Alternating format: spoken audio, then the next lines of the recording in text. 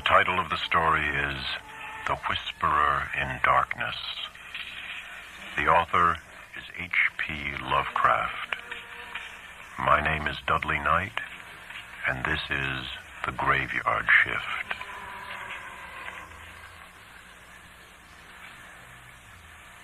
Bear in mind closely that I did not see any actual visual horror at the end.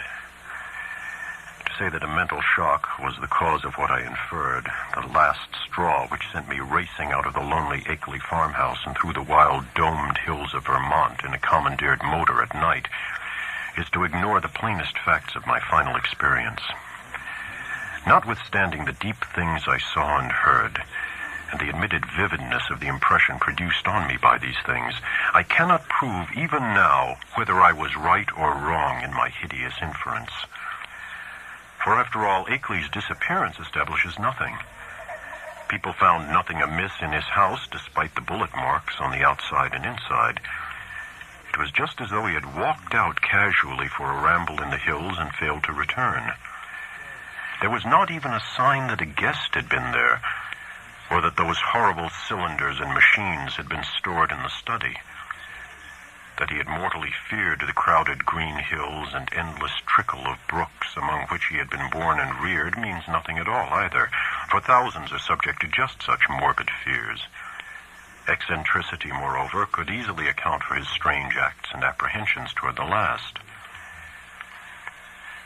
The whole matter began, so far as I am concerned, with the historic and unprecedented Vermont floods of November 3rd, 1927. I was then, as now, an instructor of literature at Miskatonic University in Arkham, Massachusetts, and an enthusiastic amateur student of New England folklore. Shortly after the flood, amidst the varied reports of hardship, suffering, and organized relief which filled the press, there appeared certain odd stories of things found floating in some of the swollen rivers, so that many of my friends embarked on curious discussions and appealed to me to shed what light I could on the subject. I felt flattered at having my folklore study taken so seriously and did what I could to belittle the wild, vague tales which seemed so clearly an outgrowth of old rustic superstitions. It amused me to find several persons of education who insisted that some stratum of obscure, distorted fact might underlie the rumors. The tales thus brought to my notice came mostly through newspaper cuttings, though one yarn had an oral source and was repeated to a friend of mine in a letter from his mother in Hardwick, Vermont. The type of thing described was essentially the same in all cases, though there seemed to be three separate instances involved, one connected with the Winooski River near Montpelier, another attached to the West River in Windham County beyond Newfane, and a third centering on the Passumpsic in Caledonia County above Lyndonville.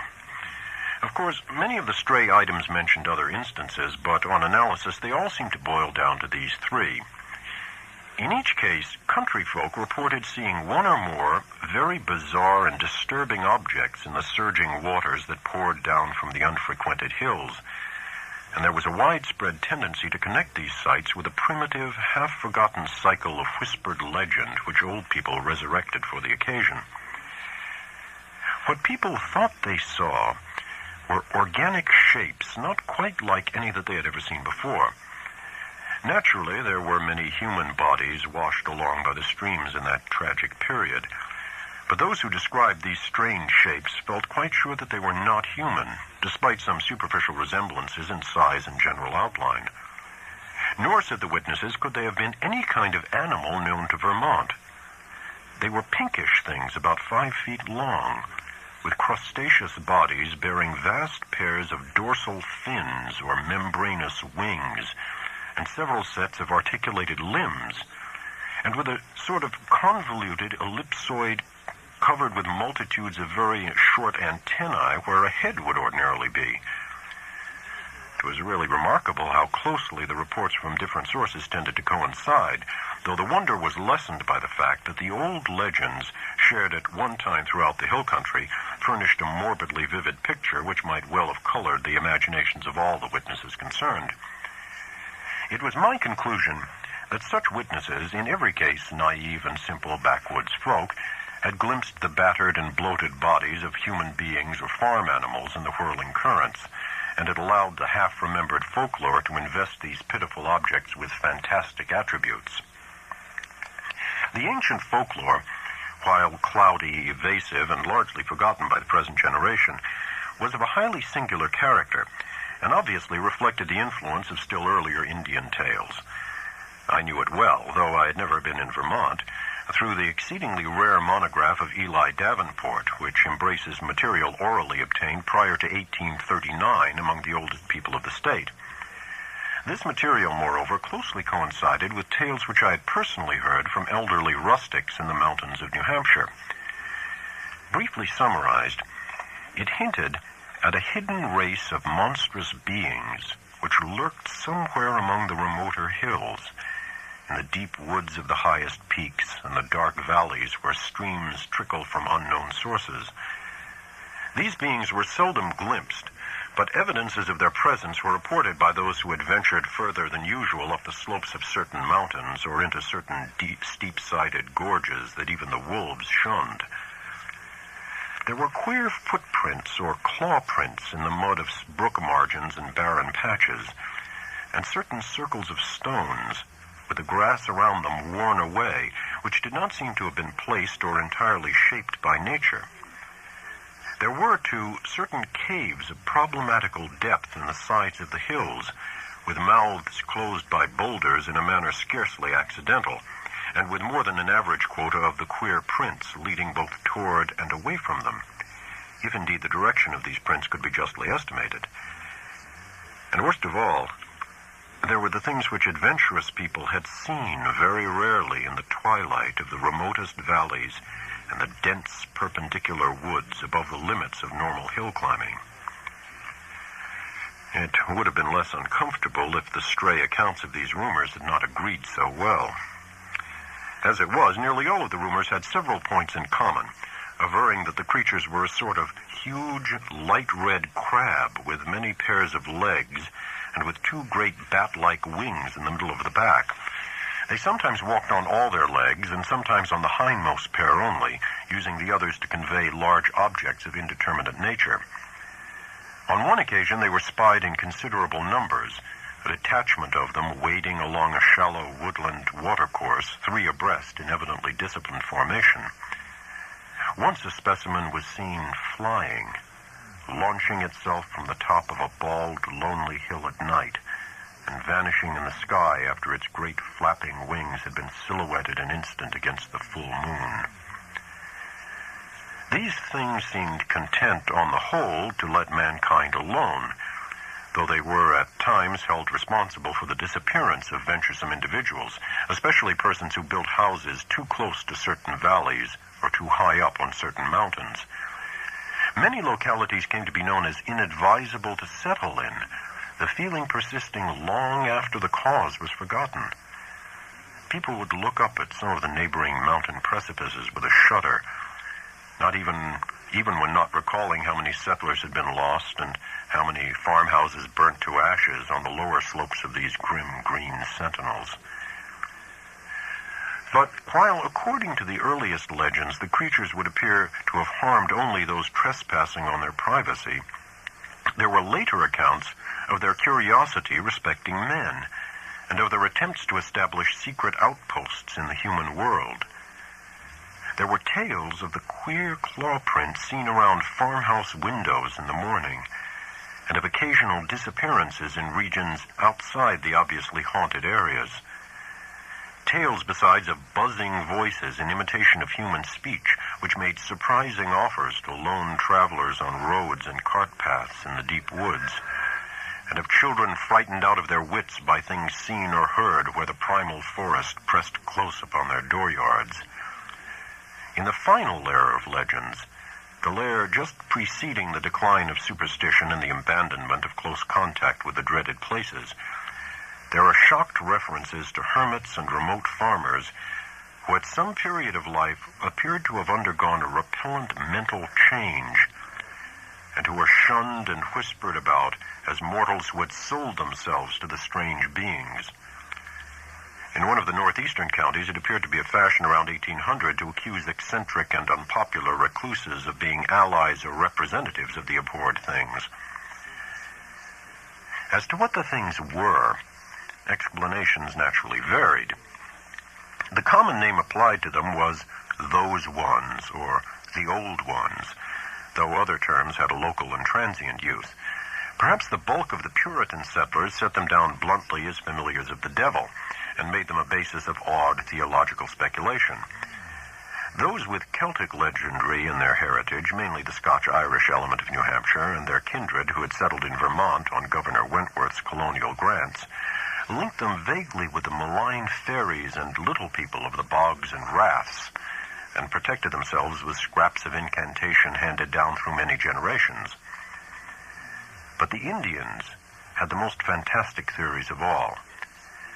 While different tribal legends differed, there was a marked consensus of belief in certain vital particulars, it being unanimously agreed that the creatures were not native to this earth. The Pennacook myths, which were the most consistent and picturesque, taught that the winged ones came from the great bear in the sky and had mines in our earthly hills whence they took a kind of stone that they could not get on any other world. They did not live here, said the myths, but merely maintained outposts and flew back with vast cargoes of stone to their own stars in the north. They harmed only those earth people who got too near them or spied upon them. Animals shunned them through instinctive hatred, not because of being hunted. They could not eat the things and animals of earth, but brought their own food from the stars. It was bad to get near them, and sometimes young hunters who went into their hills never came back. It was not good either to listen to what they whispered at night in the forest with voices like a bee's that tried to be like the voices of men. They knew the speech of all kinds of men, Pennacooks, Hurons, men of the Five Nations, but did not seem to have or need any speech of their own. They talked with their heads, which changed color in different ways to mean different things. All the legendry, of course, white and Indian alike, died down during the 19th century, except for occasional atavistical flare-ups. The ways of the Vermonters became settled, and once their habitual paths and dwellings were established according to a certain fixed plan, they remembered less and less what fears and avoidances had determined that plan, and even that there had been any fears or avoidances. Most people simply knew that certain hilly regions were considered as highly unhealthy, unprofitable, and generally unlucky to live in, and that the farther one kept from them, the better off one usually was. In time, the ruts of custom and economic interest became so deeply cut in approved places that there was no longer any reason for going outside them, and the haunted hills were left deserted by accident rather than by design. Save during infrequent local scares, only wonder-loving grandmothers and retrospective nonagenarians ever whispered of beings dwelling in those hills. And even such whisperers admitted that there was not much to fear from those things now that they were used to the presence of houses and settlements, and now that human beings left their chosen territory severely alone. All this I had long known from my reading, and when certain folk tales picked up in New Hampshire, and hence when the flood time rumors began to appear, I could easily guess what imaginative background had evolved them. I took great pains to explain this to my friends, and was correspondingly amused when several contentious souls continued to insist on a possible element of truth in the reports. Such persons tried to point out that the early legends had a significant persistence in uniformity, and that the virtually unexplored nature of the Vermont hills made it unwise to be dogmatic about what might or might not dwell among them. Nor could they be silenced by my assurance that all the myths were of a well-known pattern common to most of mankind, and determined by early phases of imaginative experience which always produced the same type of delusion. It was of no use to demonstrate to such opponents that the Vermont myths differed but little in essence from those universal legends of natural personification which filled the ancient world with fauns and dryads and satyrs, suggested the Kalikanzarai of modern Greece, and gave to wild Wales and Ireland their dark hints of strange, small, and terrible hidden races of troglodytes and burrowers. No use either to point out that even among even more startlingly similar belief of the Nepalese hill tribes in the dreaded Migo, or abominable snowmen, who lurk hideously amidst the ice and rock pinnacles of the Himalayan summits. When When I brought up this evidence, my opponents turned it against me by claiming that it must imply some actual historicity for the ancient tales, that it must argue the real existence of some queer elder Earth race, driven to hiding after the advent and dominance of mankind, which might very conceivably have survived in reduced numbers to relatively recent times, or even to the present. The more I laughed at such theories, the more these stubborn friends asseverated them, adding that even without the heritage of legend, the recent reports were too clear, consistent, detailed, and sanely prosaic in manner of telling to be completely ignored. 2 or 3 fanatical extremists went so far as to hint at possible meanings in the ancient Indian tales, which gave the hidden beings a non-terrestrial origin, citing the extravagant books of Charles Fort with their claims that voyagers from outer worlds and outer space have often visited the Earth. Most of my foes, however, were merely romanticists who insisted on trying to transfer to real life the fantastic lore of lurking little people made popular by the magnificent horror fiction of Arthur Machen. As was only natural under the circumstances, this piquant debating finally got into print in the form of letters to the Arkham Advertiser, some of which were copied in the press of those Vermont regions whence the flood stories came. The Rutland Herald gave half a page of extract from the letters on both sides, while the Brattleboro Reformer reprinted one of my long historical and mythological summaries in full, with some accompanying comments in the Pendrifter's thoughtful column, which supported and applauded my skeptical conclusions. By the spring of 1928, I was almost a well-known figure in Vermont, notwithstanding the fact that I had never set foot in the state. Then came the challenging letters from Henry Akeley, which impressed me so profoundly, and which took me for the first and last time to that fascinating realm of crowded green precipices and muttering forest streams. Most of what I know of Henry Wentworth Akeley was gathered by correspondence with his neighbors and with his only son in California after my experience in his lonely farmhouse.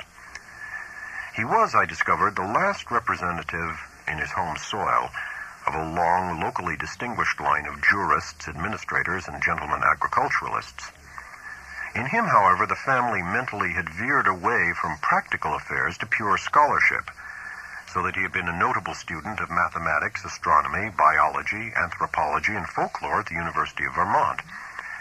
I had never previously heard of him, and he did not give many autobiographical details in his communications, but from the first I saw that he was a man of character, education, and intelligence, albeit a recluse with very little worldly sophistication. Despite the incredible nature of what he claimed, I could not help at once taking Akeley more seriously than I had taken any of the other challengers of my views. For one thing, he was really close to the actual phenomena, visible and tangible, that he speculated so grotesquely about. And for another, he was amazingly willing to leave his conclusions in a tentative state like a true man of science. He had no personal preferences to advance, and was always guided by what he took to be solid evidence. Of course, I began by considering him mistaken, but gave him credit for being intelligently mistaken. And at no time did I emulate some of his friends in attributing his ideas and his fear of the lonely green hills to insanity. I could see that there was a great deal to the man, and I knew that what he reported must surely come from strange circumstance deserving investigation, however little it might have to do with the fantastic causes he assigned. Later on, I received from him certain material proofs which placed the matter on a somewhat different and bewilderingly bizarre basis. I cannot do better than transcribe in full, so far as is possible, the long letter in which Akeley introduced himself, and which formed such an important landmark in my own intellectual history. It is no longer in my possession, but my memory holds almost every word of its portentous message, and again I affirm my confidence in the sanity of the man who wrote it. Here is the text, a text which reached me in the cramped, archaic-looking scrawl of one who had obviously not mingled much in the world during his sedate, scholarly life. RFD 2, Townsend, Windham County, Vermont, May 5th, 1928. Albert N. Wilmarth, Esquire, 118 Saltonstall Street, Arkham, Massachusetts. My dear sir, I have read with great interest the Brattleboro Reformer's reprint, April 3rd, 28, of your letter on the recent stories of strange bodies seen floating in our flooded streams last fall, and on the curious folklore they so well agree with. It is easy to see why an outlander would take the position you take, and even why Pendrifter agrees with you. That is the attitude generally taken by educated persons both in and out of Vermont, as was my own attitude as a young man. I am now 57. Before my studies, both general and in Davenport's book, led me to do some exploring in parts of the hills hereabouts not usually visited. I was directed toward such studies by the queer old tales I used to hear from elderly farmers of the more ignorant sort. But now I wish I had let the whole matter alone. I might say with all proper modesty that the subject of anthropology and folklore is by no means strange to me. I took a great deal of it in college, and am familiar with most of the standard authorities, such as Tyler, Lubbock, Fraser, Quatrefages, Murray, Osborne, Keith, Boole, G. Eliot Smith, and so on. It is no news to me that the tales of hidden races are as old as all mankind. I have seen the reprints of letters from you and those agreeing with you in the Rutland Herald, and I guess I know about where your controversy stands at the present time. What I desire to say now is that I'm afraid your adversaries are nearer right than yourself, even though all reason seems to be on your side. They are nearer right than they realize themselves, for of course they go only by theory and cannot know what I know. If I knew as little of the matter as they, I would feel justified in believing as they do. I would be wholly on your side. You can see I'm having a hard time getting to the point, probably because I really dread getting to the point. But the upshot of the matter is that I have certain evidence that monstrous things do indeed live in the woods on the high hills which nobody visits. I have not seen any of the things floating in the rivers as reported, but I have seen things like them under circumstances I dread to repeat. I have seen footprints, and of late have seen them nearer my own home. I live on the old Akeley place south of Townsend Village, on the site of Dark Mountain, than I dare tell you now. I have overheard voices in the woods at certain points that I will not even begin to describe on paper. At one place I heard them so much that I took a phonograph there with a dictaphone attachment and a wax blank. And I shall try to arrange to have you hear the record I got. I've run it on the machine for some of the old people up here, and one of the voices had nearly scared them paralyzed by reason of its likeness to a certain voice, that buzzing voice in the woods which Davenport mentions, that their grandmothers have told them about and mimicked for them. I know what most people think of a man who tells about hearing voices, but before you draw conclusions, just listen to this record and ask some of the older backwoods people what they think of it. If you can account for it normally, very well, but there must be something behind it. Ex nihilo nihil fit, you know. Now, my object in writing you is not to start an argument, but to give you information which I think a man of your tastes will find deeply interesting. This is private. Publicly, I am on your side, for certain things show me that it does not do for people to know too much about these matters. My own studies are now wholly private, and I would not think of saying anything to attract people's attention and cause them to visit the places that I have explored. It is true, terribly true, that there are non-human creatures watching us all the time, with spies among us gathering information. It is from a wretched man who, if he was sane, as I think he was one of those spies, that I got a large part of my clues to the matter. He later killed himself, but I have reason to think there are others now. The things come from another planet, being able to live in interstellar space and fly through it on clumsy, powerful wings which have a way of resisting the ether, but which are too poor at steering to be much use in helping them about on Earth. I will tell you about this later if you do not dismiss me at once as a madman. They come here to get metals from mines that go deep under the hills, and I think I know where they come from. They will not hurt us if we let them alone, but no one can say what will happen if we get too curious about them. Of course, a good army of men could wipe out their mining colony. That is what they're afraid of. But if that happened, more would come from outside, any number of them. they could easily conquer the Earth. But they've not tried so far because they've not needed to. They would rather leave things as they are to save bother. I think they mean to get rid of me because of what I have discovered. There's a great black stone with unknown hieroglyphics half worn away, which I found in the woods on Round Hill east of here. And after I took it home, everything became different. If they think I suspect too much, they will either kill me or take me off the Earth to where they come from. They like to take away men of learning once in a while to keep informed on the state of things in the human world. This leads me to my secondary purpose in addressing you, namely to urge you to hush up the present debate rather than give it more publicity. People must be kept away from these hills, and in order to effect this, their curiosity ought not to be aroused any further. Heaven knows there is peril enough anyway from promoters and real estate men flooding Vermont with herds of summer people to overrun the wild places and cover the hills with cheap bungalows. I shall welcome further communication with you and shall try to send you the phonograph record and black stone, which is so worn that photographs don't show much, by express if you are willing. I say try because I think these creatures have a way of tampering with things around here. There is a sullen, furtive fellow named Brown on a farm near the village who I think is their spy. Little by little, they are trying to cut me off from our world because I know too much about their world. They have the most amazing way of finding out what I do. You may not even get this letter. I think I shall have to leave this part of the country and go live with my son in San Diego, California, if things get any worse. But it's not easy to give up the place you were born in and where your family has lived for 6 generations. Also, I would hardly dare sell this house to anybody now that the creatures have taken notice of it. They seem to be trying to get the black stone back and destroy the phonograph record, but I shall not let them if I can help it. My great police dogs always hold them back, for there are very few here as yet, and they are clumsy at getting about. As I've said, their wings are not much use for short flights on Earth. I'm on the very brink of deciphering that stone in a very terrible way, and with your knowledge of folklore, you may be able to supply the missing links enough to help me.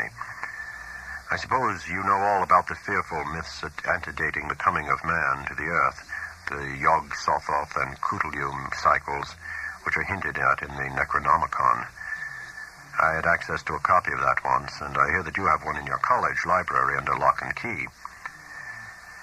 To conclude, Mr. Wilmarth, I think that with your respective studies, we can be very useful to each other.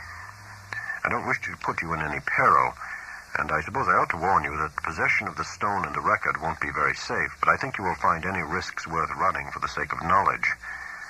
I will drive down to Newfane or Brattleboro to send whatever you authorize me to send, for the express offices there are to be more to be trusted. I might say that I live quite alone now, since I can't keep hired help anymore. They won't stay because of the things that try to get near the house at night and keep the dogs barking continually. I'm glad I didn't get as deep into this business while my wife was alive, for it would have driven her mad.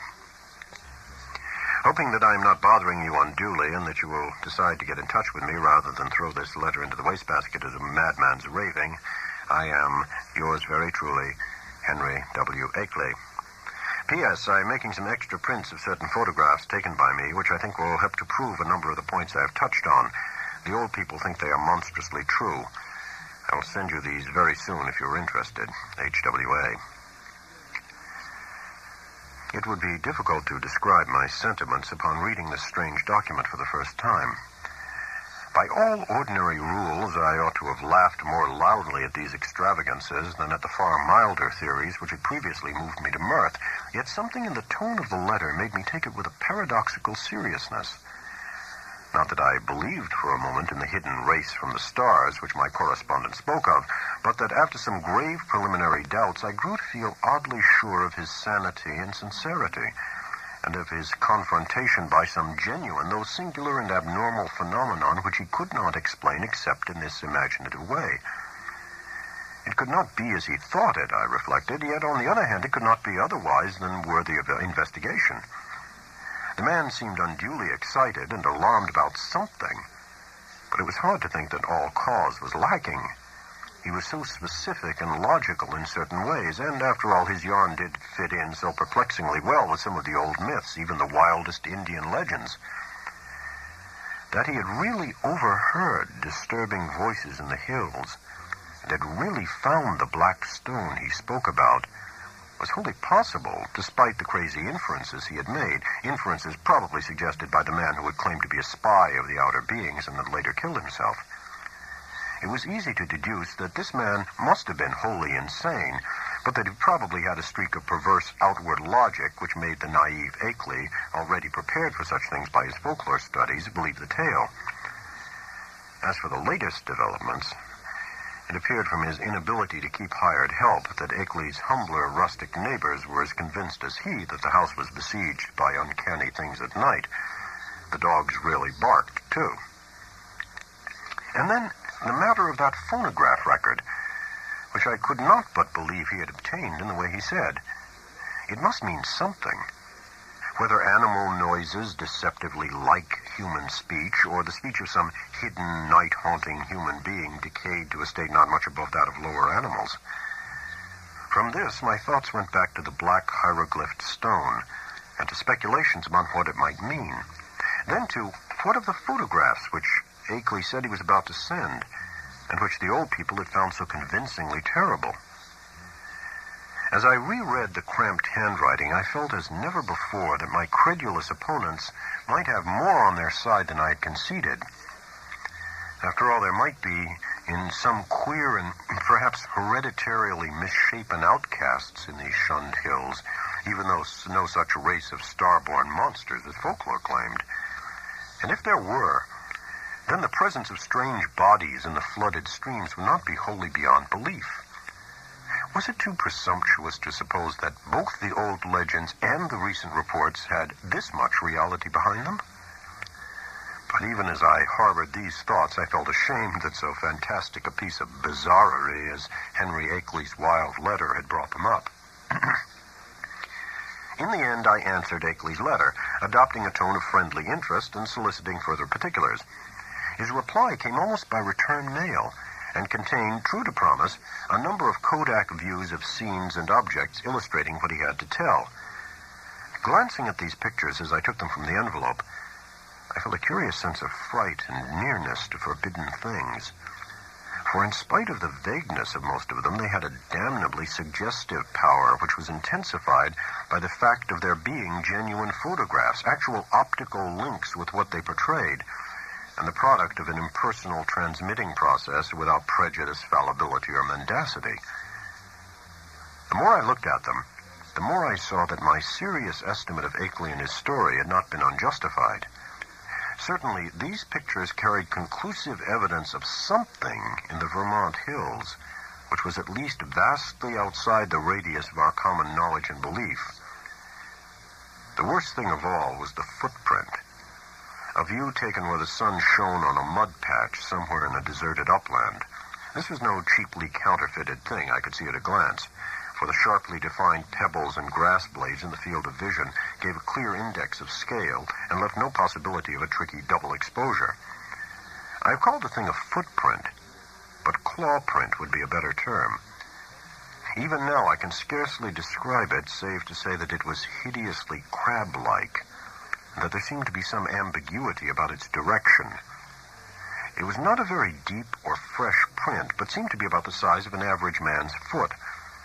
From a central pad, pairs of saw-toothed nippers projected in opposite directions, quite baffling as to function, if indeed the whole object were exclusively an organ of locomotion.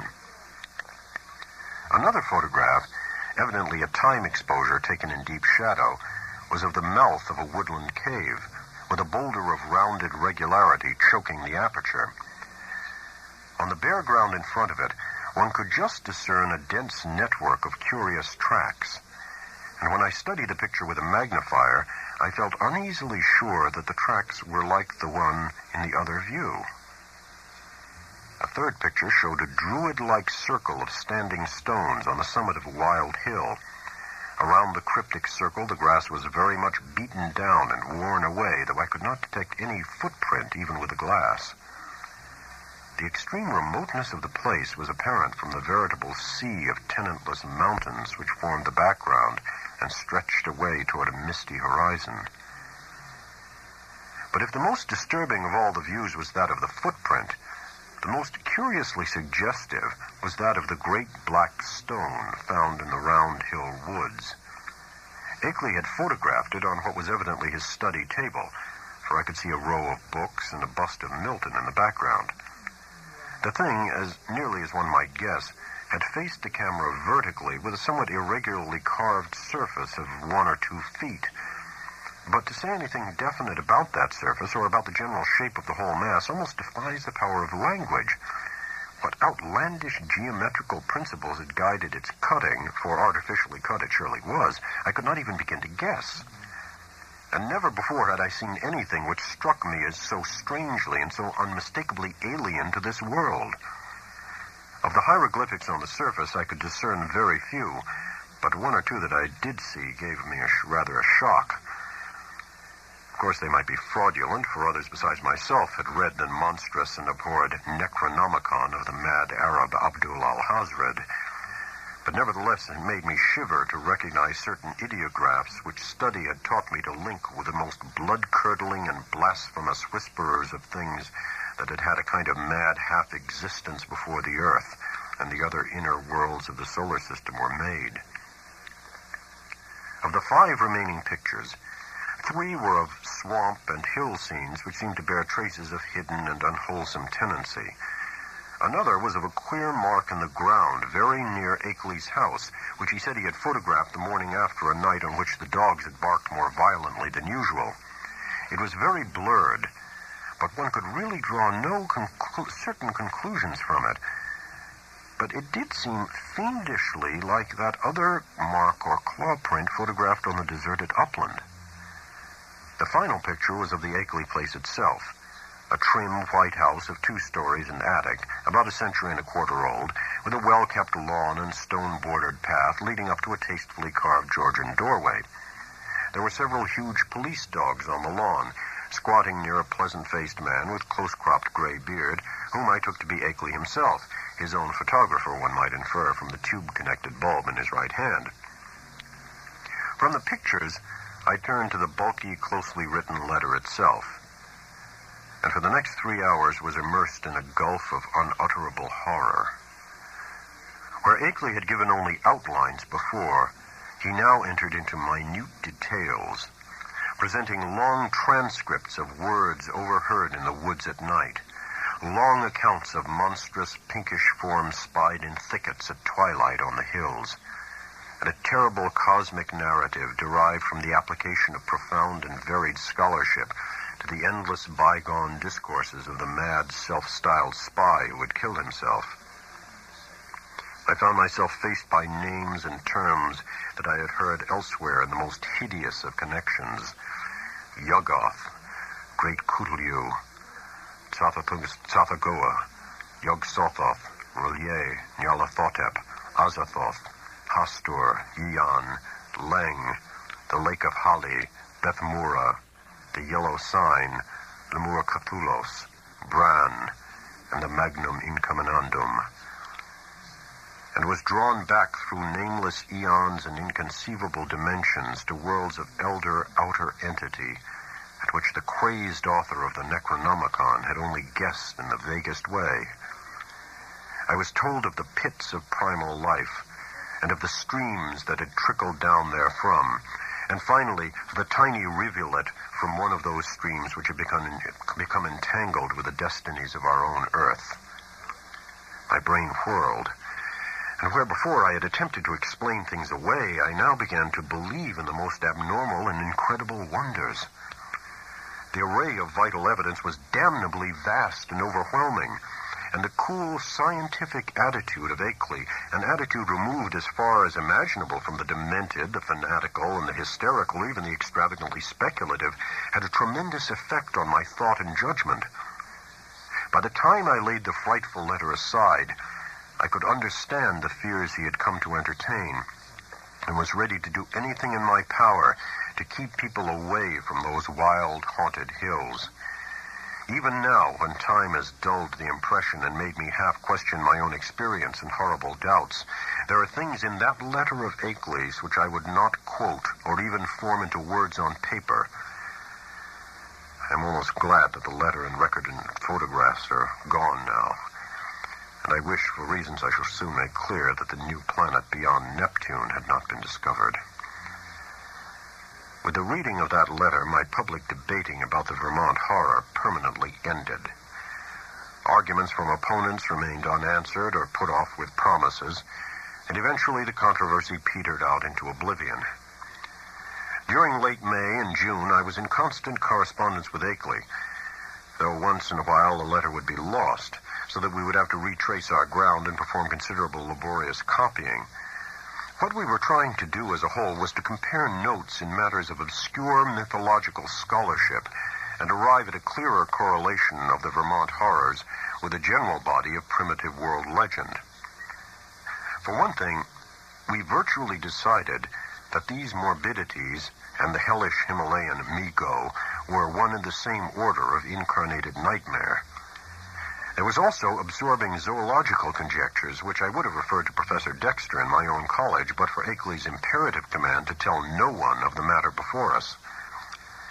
If I seem to disobey that command now, it is only because I think that at this stage a warning about those farther Vermont hills and about those Himalayan peaks which bold explorers are more and more determined to ascend is more conducive to public safety than silence would be. One specific thing we were leading up to was a deciphering of the hieroglyphics on that infamous black stone, a deciphering which might well place us in possession of secrets deeper and more dizzying than any formerly known to man. Toward the end of June, the phonograph record came. Shipped from Brattleboro, since Akeley was unwilling to trust conditions on the branch line north of there, he had begun to feel an increased sense of espionage, aggravated by the loss of some of our letters, and said much about the insidious deeds of certain men whom he considered tools and agents of the hidden beings. Most of all, he suspected the surly farmer, Walter Brown, who lived alone on a run-down hillside place near the deep woods, and who was seen loafing around corners in Brattleboro, Bellows Falls, Newfane, and South Londonderry in the most inexplicable and seemingly unmotivated way. Brown's voice, he felt convinced, was one of those he had overheard on a certain occasion in a very terrible conversation, and he had once found a footprint or claw print near Brown's house, which might possess the most ominous significance. It had been curiously near some of Brown's own footprints that faced toward it. So the record was shipped from Brattleboro, whither Akeley drove in his Ford car along the lonely Vermont back roads. He confessed in an accompanying note that he was beginning to be afraid of these roads, and that now he would not even go into Townsend for supplies, except in broad daylight. It did not pay, he repeated again and again, to know too much unless one were very remote from those silent and problematical hills. He would be going to California pretty soon to live with his son, though it was hard to leave a place where all one's memories and ancestral feelings centered. Before trying the record on the commercial machine, which I borrowed from the college administration building, I carefully went over all the explanatory matter in Akeley's various letters. This record, he had said, was obtained about 1 a.m. on the 1st of May, 1915, near the closed mouth of a cave where the wooded west slope of Dark Mountain rises out of Lee's Swamp. The place had been unusually plagued with strange voices, this being the reason he had brought the phonograph, dictaphone, and blank in expectation of results. Former experience had told him that May Eve, the hideous Sabbath night of underground European legend, would probably be more fruitful than any other date. And he was not disappointed. It was noteworthy, though, that he never again heard voices at that particular spot. Unlike most of the overheard forest voices, the substance of the record was quasi-ritualistic and included one palpably human voice which Akeley had never been able to place. It was not Brown's, but seemed to be that of a man of greater cultivation. The second voice, however, was the real crux of the thing, for this was the accursed buzzing, which had no likeness to humanity, despite the human words which it uttered in good English grammar and a scholarly accent. The recording phonograph and dictaphone had not worked uniformly well, and of course had been at a great disadvantage because of the remote and muffled nature of the overheard ritual, so that the actual speech secured was very fragmentary. Akeley had given me a transcript of what he believed the spoken words to be, and I glanced through this again as I prepared the machine for action. The text was darkly mysterious rather than openly horrible, though a knowledge of its origin and manner of gathering gave it all the associative horror which any words could well possess. I will present it here in full as I remember it, and I am fairly confident that I know it correctly by heart, not only from reading the transcript, but from playing the record itself over and over again. It is not a thing which one might readily forget.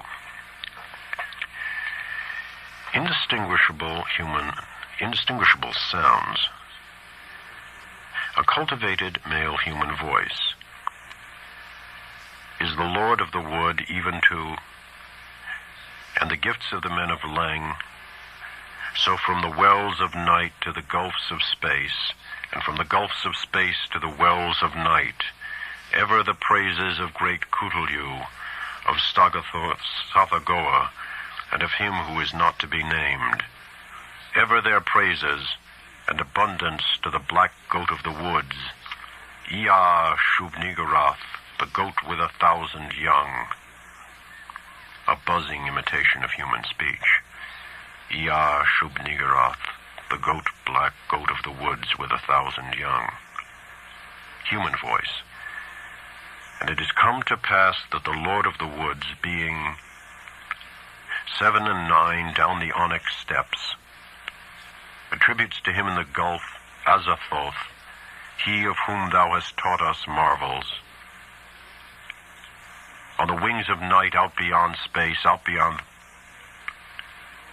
to that whereof Yuggoth is the youngest child, rolling alone in black ether at the rim. Buzzing voice. Go out among men and find the ways thereof, that he in the gulf may know. To Nyarlathotep, mighty messenger, must all things be told. And he shall put on the semblance of men, the waxen mask and the robe that hides, and come down from the world of 7 suns to mock. Human voice. Nyarlathotep, great messenger, bringer of strange joy to Yuggoth through the void, father of the 1,000,000 favored ones, stalker among... Speech cut off by end of record. Such were the words for which I was to listen when I started the phonograph. It was with a trace of genuine dread and reluctance that I pressed the lever and heard the preliminary scratching of the sapphire point. And I was glad that the first faint fragmentary words were in a human voice, a mellow, educated voice which seemed vaguely Bostonian in accent and was certainly not that of any native of the Vermont hills. As I listened to the tantalizingly feeble rendering, I seemed to find the speech identical with Akeley's carefully prepared transcript. On it, chanted in that mellow Bostonian voice, Ea Shub-Niggurath, the goat with 1,000 young. And then I heard the other voice. To this hour I shudder retrospectively when I think how it struck me, prepared though I was by Akeley's accounts. Those to whom I have since described the record profess to find nothing but cheap imposture or madness in it. But could they have the accursed thing itself, or read the bulk of Akeley's correspondence, especially that terrible and encyclopedic second letter, I know they would think differently. It is, after all, a tremendous pity that I did not disobey Akeley and play the record for others. A tremendous pity, too, that all the letters were lost. To me, with my first-hand impression of the actual sounds and with my knowledge of the background and surrounding circumstances, the voice was a monstrous thing. It followed swiftly the human voice in ritualistic response, but in my imagination it was a morbid echo winging its way across unimaginable abysses from unimaginable outer hells. It is more than 2 years now since I last ran off that blasphemous waxen cylinder. But at this moment, and at all other moments, I can still hear that feeble, fiendish buzzing as it reached me for the first time. Ia shub nigera, the black goat of the woods with 1,000 young. But though that voice is always in my ears, I have not yet even been able to analyze it well enough for a graphic description. It was like the drone of some loathsome, gigantic insect, ponderously shaped into the articulate speech of an alien species. And I am perfectly certain that the organs producing it can have no resemblance to the vocal organs of man, or indeed to any of those of the mammalia. There were singularities in timbre, range, and overtones which placed this phenomenon wholly outside the sphere of humanity and earth life. Its sudden advent that first time almost stunned me, and I heard the rest of the record through in a kind of abstracted daze. When the longer passage of buzzing came, there was a sharp intensification of that feeling of blasphemous infinity which had struck me during the shorter and earlier passage. At last the record ended abruptly, during an unusually clear speech of the human and Bostonian voice, but I sat stupidly staring long after the machine had automatically stopped.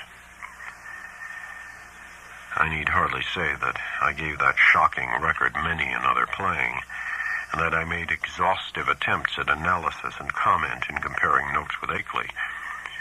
It would be useless and disturbing to repeat here all that we concluded, but I may hint that we agreed in believing we had secured a clue to the source of some of the most repulsive primordial customs in the cryptic elder religions of mankind.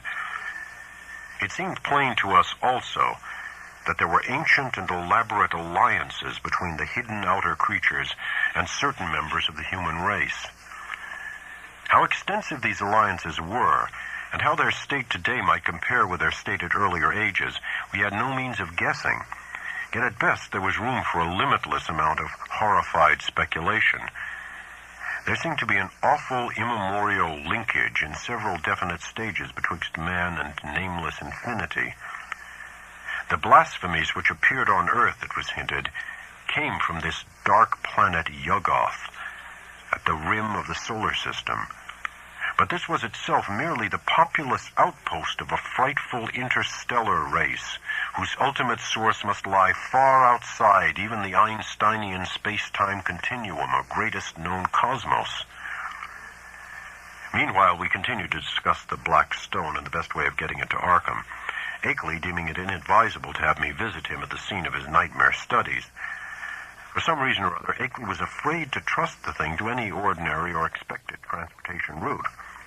His final idea was to take it across country to Bellows Falls and ship it on the Boston and Maine system through Keene and Wichita and Fitchburg, even though that would necessitate his driving along the somewhat lonelier and more forest-traversing hill roads than the main highway to Brattleboro. He said he had noticed a man around the express office at Brattleboro when he had sent the phonograph record, whose actions and expression had been far from reassuring.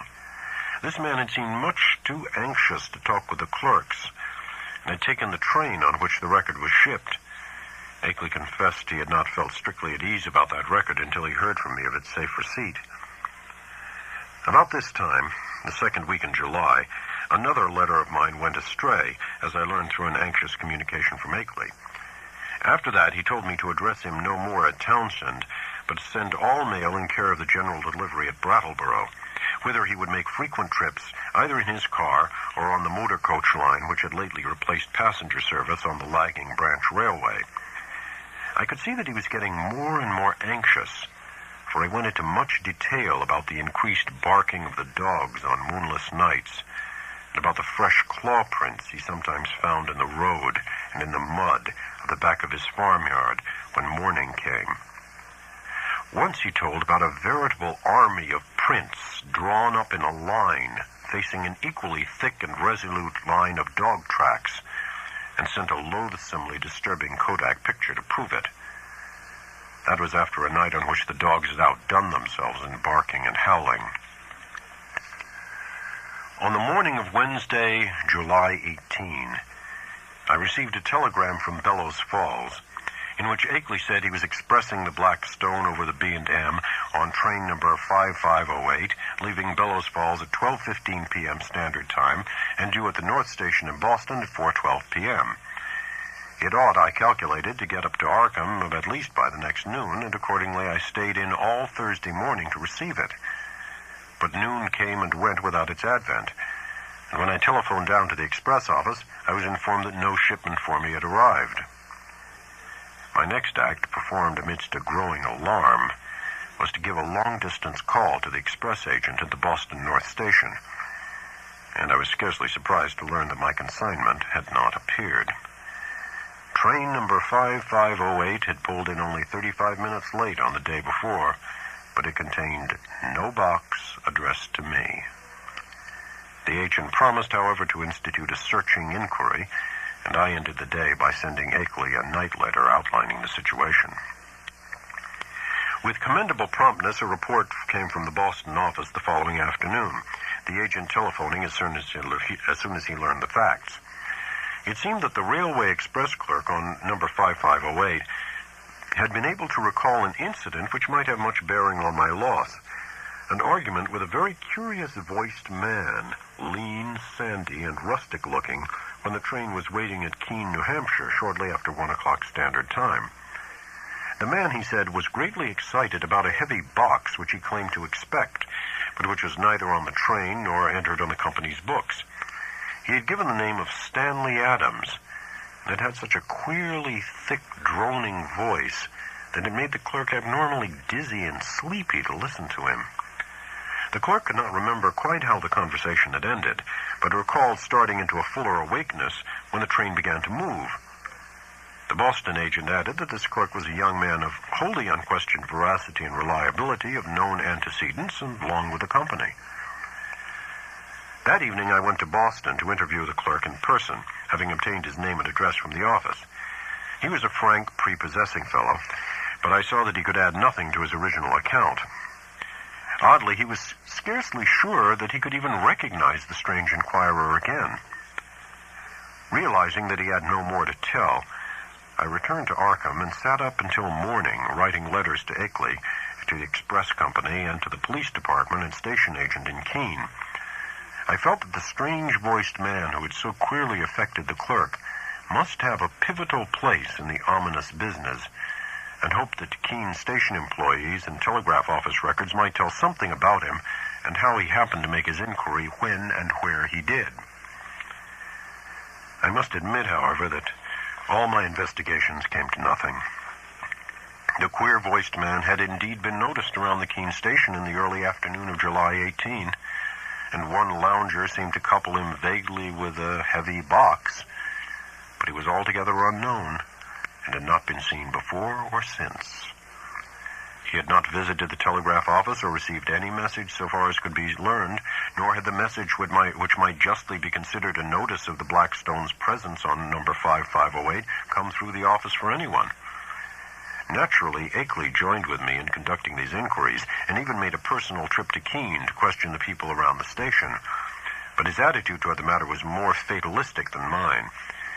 He seemed to find the loss of the box a portentous and menacing fulfillment of inevitable tendencies, and had no real hope at all of its recovery.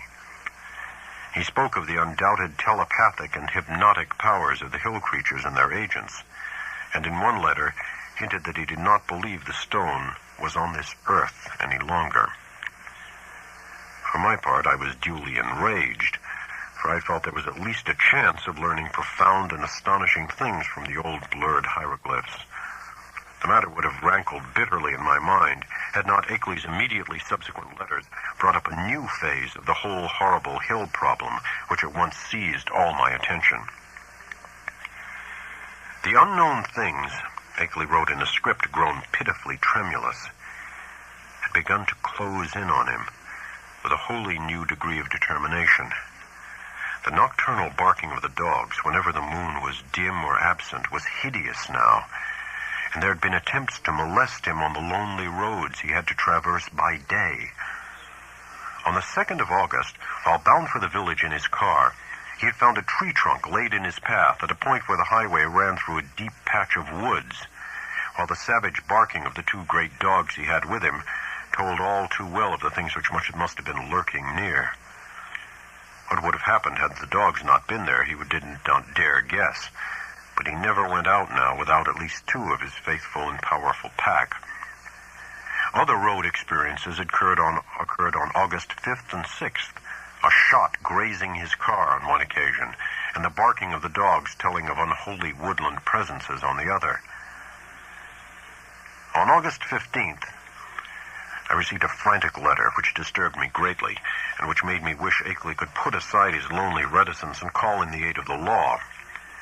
There had been frightful happenings on the night of the 12th to 13th, bullets flying outside the farmhouse, and 3 of the 12 great dogs being found shot dead in the morning. There were myriads of claw prints in the road, and the human prints of Walter Brown among them. Akeley had started to telephone to Brattleboro for more dogs, but the wire had gone dead before he had a chance to say much. Later he went to Brattleboro in his car, and learned that linemen there had found the main cable neatly cut at a point where it ran through the deserted hills north of Newfane. But he was about to start home with 4 fine new dogs and several cases of ammunition for his big game repeating rifle. The letter was written at the post office in Brattleboro and came through to me without delay. My attitude toward the matter was by this time quickly slipping from a scientific to an alarmedly personal one. I was afraid for Akeley in his remote, lonely farmhouse, and half afraid for myself because of the now definite connection with the strange hill problem. The thing was reaching out so.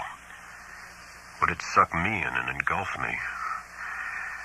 In replying to his letter, I urged him to seek help, and hinted that I might take action myself if he did not. I spoke of visiting Vermont in person in spite of his wishes and of helping him explain the situation to the proper authorities.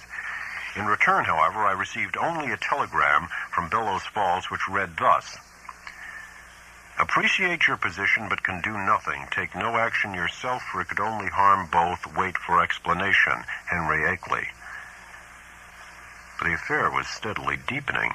Upon my replying to the telegram, I received a shaky note from Akeley with the astonishing news that he had not only never sent the wire, but had not received the letter from me to which it was an obvious reply. Hasty inquiries by him at Bellows Falls had brought out that the message was deposited by a strange, sandy-haired man with a curiously thick, droning voice, though more than this he could not learn. The clerk showed him the original text as scrawled in pencil by the sender, but the handwriting was wholly familiar. It was noticeable that the signature was misspelled, A-K-E-L-Y, without the second E. Certain conjectures were inevitable, but amidst the obvious crisis he did not stop to elaborate on them. He spoke of the death of more dogs, and the purchase of still others, and of the exchange of gunfire which had become a settled feature each moonless night. Brown's prints and the prints of at least 1 or 2 more shod human figures were now found regularly among the claw prints in the road and at the back of the farmyard. It was, Akeley admitted, a pretty bad business, and before long he would probably have to go live with his California son, whether or not he could sell the old place. But it was not easy to leave the only spot one could really think of as home. He must try to hang on a little longer. Perhaps he could scare off the intruders, especially if he openly gave up all further attempts to penetrate their secrets. Writing Akeley at once, I renewed my offers of aid, and spoke again of visiting him and helping him convince the authorities of his dire peril. In his reply, he seemed less set against that plan than his past attitude would have led one to predict, but said he would like to hold off a little while longer, long enough to get his things in order and reconcile himself to the idea of leaving an almost morbidly cherished birthplace. People looked askance at his studies and speculations, and it would be better to get quietly off without setting the countryside in a turmoil and creating widespread doubts of his own sanity. He had had enough, he admitted, but he wanted to make a dignified exit if he could. This letter reached me on the 28th of August, and I prepared and mailed as encouraging a reply as I could. Apparently, the encouragement had effect, for Akeley had fewer terrors to report when he acknowledged my note. He was not very optimistic, though, and expressed the belief that it was only the full moon season which was holding the creatures off. He hoped there would not be as many densely cloudy nights, and talked vaguely of boarding in Brattleboro when the moon waned. Again, I wrote him encouragingly, but on September 5th, there came a fresh communication which had obviously crossed my letter in the mails, and to this I could not give any such hopeful response. In view of its importance, I believe I had better give it in full, as best as I can do from memory of the shaky script. It ran substantially as follows. Monday. Dear Wilmarth, rather a discouraging P.S. to my last. Last night was thickly cloudy, though no rain, and not a bit of moonlight got through. Things were pretty bad. I think the end is getting near in spite of all we have hoped. After midnight, something landed on the roof of the house, and the dogs all rushed up to see what it was. I could hear them snapping and tearing around, and then one managed to get on the roof by jumping from the low L. There was a terrible fight up there, and I heard a frightful buzzing, which I'll never forget. And then there was a shocking smell. About the same time, bullets came through the window and nearly grazed me. I think the main line of the hill creatures had got close to the house when the dogs divided because of the roof business.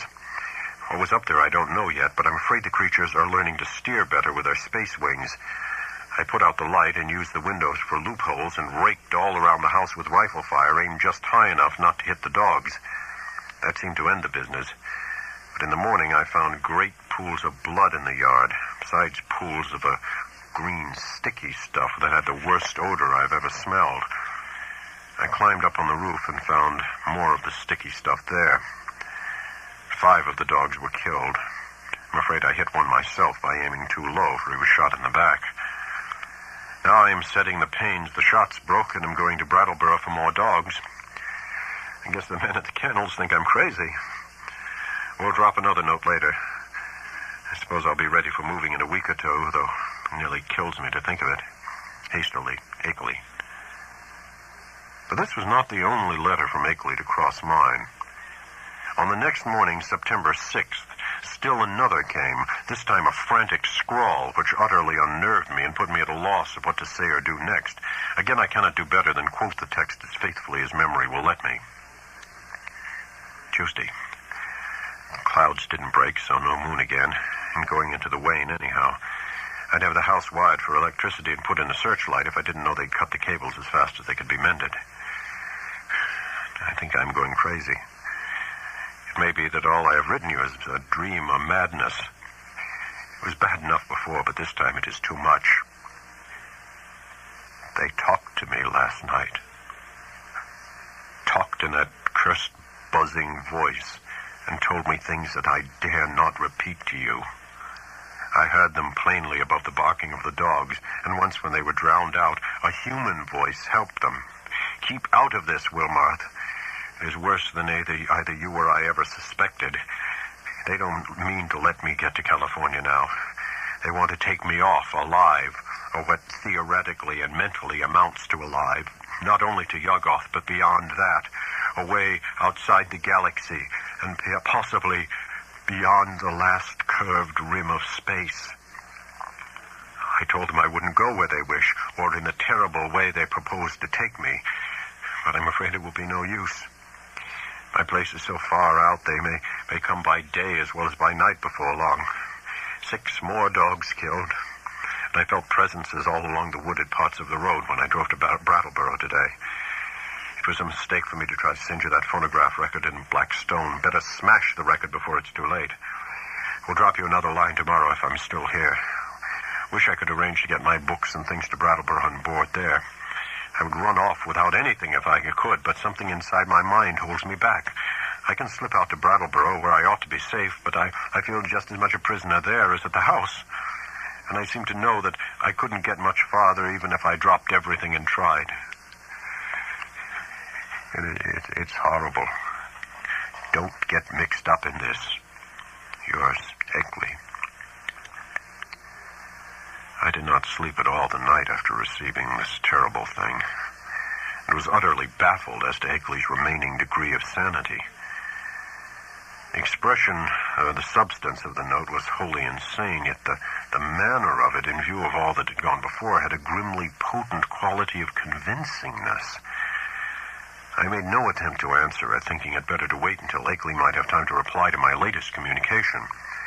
Such a reply indeed came on the following day, though the fresh material in it quite overshadowed any of the points brought up by the letter nominally answered. Here's what I recall of the text, scrawled and blotted as it was in the course of a plainly frantic and hurried composition. Wednesday. W. Your letter came, but it's no use to discuss anything anymore. I'm fully resigned. Wonder that I even have enough willpower left to fight them off. Can't escape even if I were willing to give up everything and run, they'd get me. Had a letter from them yesterday. RFD man brought it while I was at Brattleboro, typed and postmarked Bellows Falls. Tells me what they want to do with me. I can't repeat it. Look out for yourself, too. Smash that record. Cloudy nights keep up and the moon waning all the time. Wish I dared to get help. It might brace up my willpower, but everyone who would dare to come at all would call me crazy unless there happened to be some proof. Couldn't ask people to come for no reason at all. I'm all out of touch with everybody and have been for years. But I haven't told you the worst, Wilmarth. Brace up to read this, for it will give you a shock. I'm telling the truth, though. It is this. I've seen and touched one of the things, or part of one of the things. God, man, but it's awful. It was dead, of course. One of the dogs had it, and I found it near the kennel this morning. I tried to save it in the woodshed to convince people of the whole thing, but it all evaporated in a few hours. Nothing left. You know, all those things in the rivers were only seen on the first morning after the flood. And here's the worst. I tried to photograph it for you, but when I developed the film, there wasn't anything visible except the woodshed. What can the thing have been made of? I saw and felt it. And they all leave footprints. It surely is made of matter, but what kind of matter? The shape can't be described. There's a great crab with a lot of pyramided fleshy rings or knots of thick ropey stuff covered with feelers where a man's head should be. The green sticky stuff is its blood or juice, and there are more of them due on Earth any minute. Walter Brown is missing. He hasn't been seen loafing around his usual corners in the villages hereabouts. I must have got him with one of my shots, though the creatures always seem to try to take their dead and wounded away. Got into town this afternoon without any trouble, but I'm afraid they're beginning to hold off because they're sure of me. I'm writing this in Brattleboro, P.O. This may be goodbye. If it is, write my son, George Goodenough Akeley, 176 Pleasant Street, San Diego, California, but don't come up here. Write the boy if you don't hear from me in a week, and watch the papers for news. I'm going to play my last two cards now, if I have the willpower left. First, to try poison gas on the things. I've got the right chemicals and the fixed-up masks for myself and the dogs. Then if that doesn't work, tell the sheriff. They can lock me in a madhouse if they want to. It'd be better than what the other creatures would do. Perhaps I can get them to pay attention to the prints around the house. They are faint, but I can find them every morning. Suppose the police would say I faked them somehow. They all think I'm a queer character. Must try to have a state policeman spend a night here and see for himself, though it would be just like the creatures to learn about it and hold off that night. They cut my wires whenever I try to telephone in the night. The linemen think it is very queer and may testify for me if they don't go and imagine I cut them myself. I haven't tried to keep them repaired for over a week now. I could get some of the ignorant people to testify for me about the reality of the horrors, but everybody laughs at what they say, and anyway, they've shunned my place for so long they don't know any of the new events. You couldn't get one of those run-down farmers to come within a mile of my house for love or money. The mail carrier hears what they say and jokes me about it. God, if I only did tell him how real it is. I think I'll try and get him to notice the prints, but he comes in the afternoon and they're usually about gone by that time. If I kept one by setting a box or a pan over it, he'd surely think it was a fake or a joke. Wish I hadn't gotten to be such a hermit, so folks don't drop around as they used to. Ned never dared show the black stone or the Kodak pictures or play the record to anybody but the ignorant people. The others would say I faked the whole business and do nothing but laugh. But I may yet try showing the pictures. They give the claw prints clearly, even if the things that made them can't be photographed. What a shame nobody else saw that thing this morning before it went to nothing. But I don't know as I care. After what I've been through, a madhouse is as good a place as any. The doctors can help me make up my mind to get away from this house, and that is all that will save me. Write my son George if you don't hear soon. Goodbye. Smash that record. And don't mix up in this. Yours, Akeley. This letter frankly plunged me into the blackest of terror. I did not know what to say in answer, but scratched off some incoherent words of advice and encouragement and sent them by registered mail. I recall urging Akeley to move to Brattleboro at once and place himself under the protection of the authorities, adding that I would come to that town with a phonograph record and help convince the courts of his sanity. It was time, too, I think I wrote, to alarm the people generally against this thing in their midst. It will be observed that at this moment of stress, my own belief in all Akeley had told and claimed was virtually complete, though I did not think his failure to get a picture of the dead monster was due not to any freak of nature, but to some excited slip of his own. Then, apparently crossing my incoherent note and reaching me Saturday afternoon, September 8th, came that curiously different and calming letter, neatly typed on a new machine. That strange letter of reassurance and invitation which must have marked so prodigious a transition in the whole nightmare drama of the Lonely Hills. Again, I will quote from memory, seeking for special reasons to preserve as much of the flavor of the style as I can.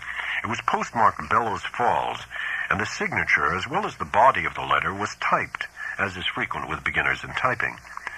The text, though, was marvelously accurate for a tyro's work, and I concluded that Akeley must have used a machine at some previous period, perhaps in college. To say that the letter relieved me would only be fair, yet beneath my relief lay a substratum of uneasiness. If Akeley had been sane in his terror, was he now sane in his deliverance? And the sort of improved rapport mentioned, what was it? The entire thing implied such a diametrical reversal of Akeley's previous attitude. But here is the substance of the text, carefully transcribed from a memory in which I take some pride. Townsend, Vermont, Thursday, September 6th, 1928. My dear Wilmarth, it gives me great pleasure to be able to set you at rest regarding all the silly things I've been writing you. I say silly, although by that I mean my frightened attitude rather than any descriptions of certain phenomena. Those phenomena are real and important enough. My mistake had been in establishing an anomalous attitude toward them. I think I mentioned that my strange visitors were beginning to communicate with me, and to attempt such communication. Last night, this exchange of speech became actual. In response to certain signals, I admitted to the house a messenger from those outside, a fellow human, let me hasten to say. He told me much that neither you nor I had even begun to guess, and showed clearly how totally we had misjudged and misinterpreted the purpose of the Outer Ones in maintaining their secret colony on this planet. It seems that the evil legends about what they have offered to men and about what they wish in connection with the Earth are wholly the result of an ignorant misconception of allegorical speech. Speech, of course, molded by cultural backgrounds and thought habits vastly different from anything we dream of. My own conjectures, I freely own, shot as widely past the mark as any of the guesses of illiterate farmers and savage Indians. What I had thought morbid and shameful and ignominious is in reality awesome and mind-expanding and even glorious. My previous estimate being merely a phase of man's eternal tendency to hate and fear and shrink from the utterly different. Now I regret the harm I have inflicted upon these alien and incredible beings in the course of our nightly skirmishes. If only I had consented to talk peacefully and reasonably with them in the first place. But they bear me no grudge, their emotions being organized very differently from ours. It is their misfortune to have had as their human agents in Vermont some very inferior specimens, the late Walter Brown, for example. He prejudiced me vastly against them. Actually, they have never knowingly harmed men, but have often been cruelly wronged and spied on by our species. There is a whole secret cult of evil men. A man of your mystical erudition will understand me when I link them with Hastur and the Yellow Sign, devoted to the purpose of tracking them down and injuring them on behalf of monstrous powers from other dimensions. It is against these aggressors, not against normal humanity, that the drastic precautions of the Outer Ones are directed. Incidentally, I learned that many of our lost letters were stolen not by the Outer Ones, but by the emissaries of this malign cult. All that the Outer Ones wish of man is peace and non-molestation and an increasing intellectual rapport. This latter is absolutely necessary now that our inventions and devices are expanding our knowledge and motions and making it more and more impossible for the Outer Ones' necessary outposts to exist secretly on this planet. The alien beings desire to know mankind more fully, and to have a few of mankind's philosophic and scientific leaders know more about them. With such an exchange of knowledge, all perils will pass, and a satisfactory modus vivendi will be established. The very idea of any attempt to enslave or degrade mankind is ridiculous. As a beginning of this improved rapport, the Outer Ones have naturally chosen me, whose knowledge of them is already so considerable, as their primary interpreter on Earth. Much was told to me last night. Facts of the most stupendous and vista-opening nature, and more will be subsequently communicated to me both orally and in writing. I shall not be called upon to make any trip outside just yet, though I shall probably wish to do so later on, employing special means and transcending everything which we have hitherto been accustomed to regard as human experience. My house will be besieged no longer. Everything is reverted to normal, and the dogs will have no further occupation. In place of terror, I have been given a rich boon of knowledge and intellectual adventure which few other mortals have ever shared. The outer beings are perhaps the most marvelous organic things in or beyond all space and time, members of a cosmos-wide race of which all other life forms are merely degenerate variants. They are more vegetable than animal, if these terms can be applied to the sort of matter composing them, and of a somewhat fungoid structure, though the presence of a chlorophyll-like substance and a very singular nutritive system differentiate them altogether from a true comophytic fungi. Indeed, the type is composed of a form of matter totally alien to our part of space, with electrons having a wholly different vibration rate. That is why the beings cannot be photographed on the ordinary camera films and plates of our known universe, even though our eyes can see them. With proper knowledge, however, any good chemist could make a photographic emulsion which would record their images. The genus is unique in its ability to traverse the heatless and airless interstellar void in full corporeal form, and some of its variants cannot do this without mechanical aid or curious surgical transpositions. Only a few species have the ether-resisting wings characteristic of the Vermont variety. These and those inhabiting certain remote peaks in the Old World were brought in other ways. Their external resemblance to animal life and to the sort of structure we understand as material is a matter of parallel evolution rather than of close kinship. Their brain capacity exceeds that of any other surviving life form, although the winged types of our hill country are by no means the most highly developed.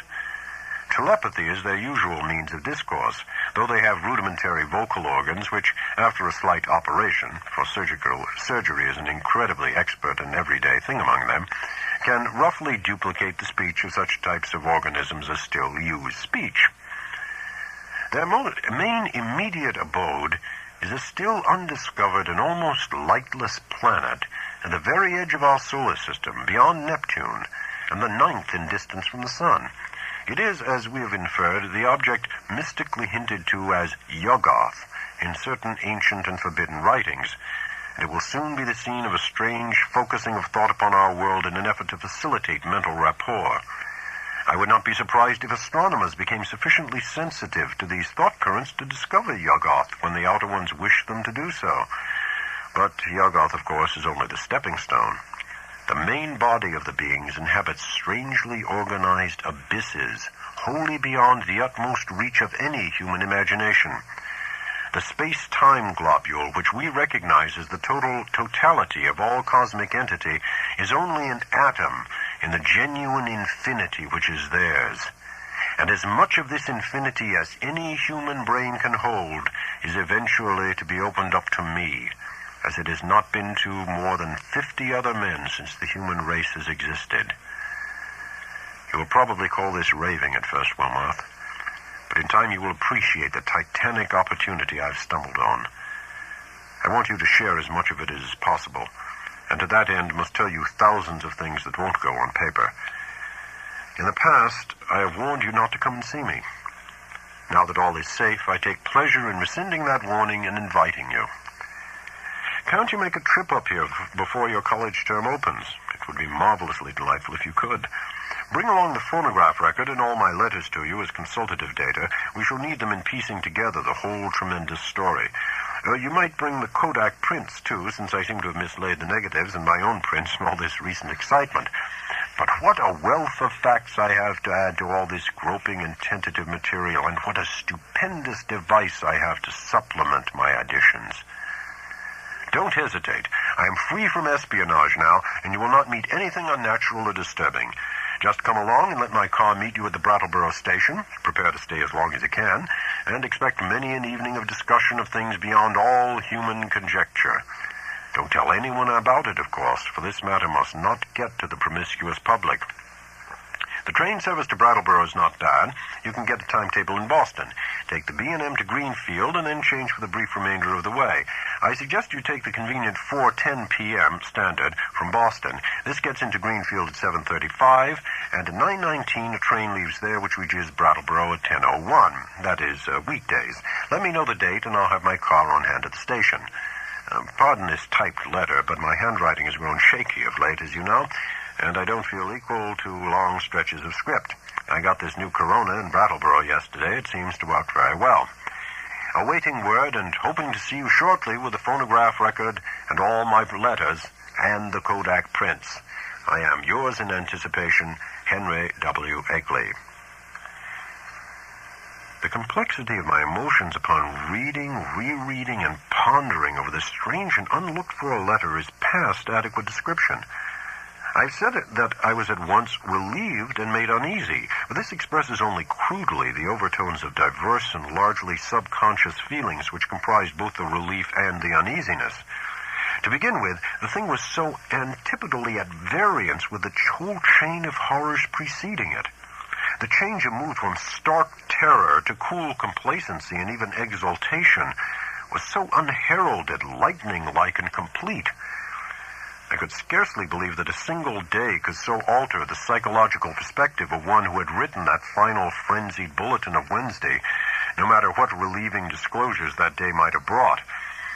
At certain moments, a sense of conflicting unrealities made me wonder whether this whole distantly reported drama of fantastic forces were not a kind of half-illusory dream created largely within my own mind. Then I thought of the phonograph record and gave way to still greater bewilderment. The letter seemed so unlike anything which I could have been expecting. As I analyzed my impression, I saw that it consisted of two distinct phases. First, granting that Akeley had been sane before and was still sane, the indicated change in the situation was so swift and unthinkable. And secondly, the change in Akeley's own manner, attitude, and language was so vastly beyond the normal or predictable. The man's whole personality seemed to have undergone an insidious mutation, a mutation so deep that one could scarcely reconcile these two aspects with the supposition that both represented equal sanity. Word choice, spelling, all were subtly different. And with my academic sensitiveness to prose style, I could trace profound divergences in his commonest reactions and rhythm responses. Certainly the emotional cataclysm or revelation which could produce so radical an overturn must be an extreme one indeed. Yet in another way, the letter seemed quite characteristic of Akeley. The same old passion for infinity, the same old scholarly inquisitiveness. I could not a moment, or even more than a moment, credit the idea of spuriousness or malign substitution. Did not the invitation, the willingness to have me test the truth of the letter in person, prove its genuineness? I did not retire Saturday night. but sat up thinking of the shadows and marvels behind the letter I had received. My mind, aching from the quick succession of monstrous conceptions it had been forced to confront during the last 4 months, worked upon this startling new material in a cycle of doubt and acceptance which repeated most of the steps experienced in facing the early wonders. Till long before dawn, a burning interest and curiosity had begun to replace the original storm of perplexity and uneasiness. Mad or sane, metamorphosed or merely relieved, the chances were that Akeley had actually encountered some stupendous change of perspective in his hazardous research, some change at once diminishing his danger, real or fancied, and opening dizzying new vistas of cosmic and superhuman knowledge. My own zeal for the unknown flared up to meet his.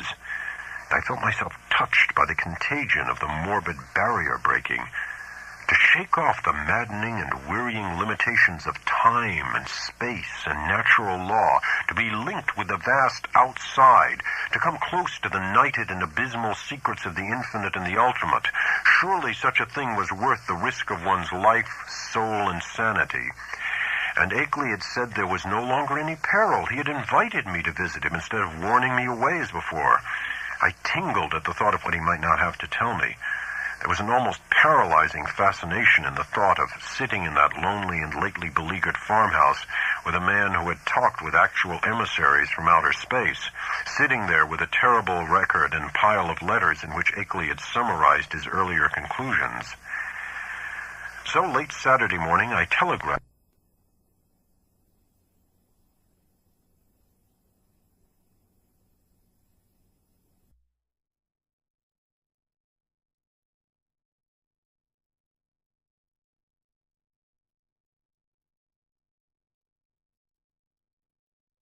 So late Saturday morning, I telegraphed Akeley that I would meet him in Brattleboro on the following Wednesday, September 12th, if that date were convenient for him.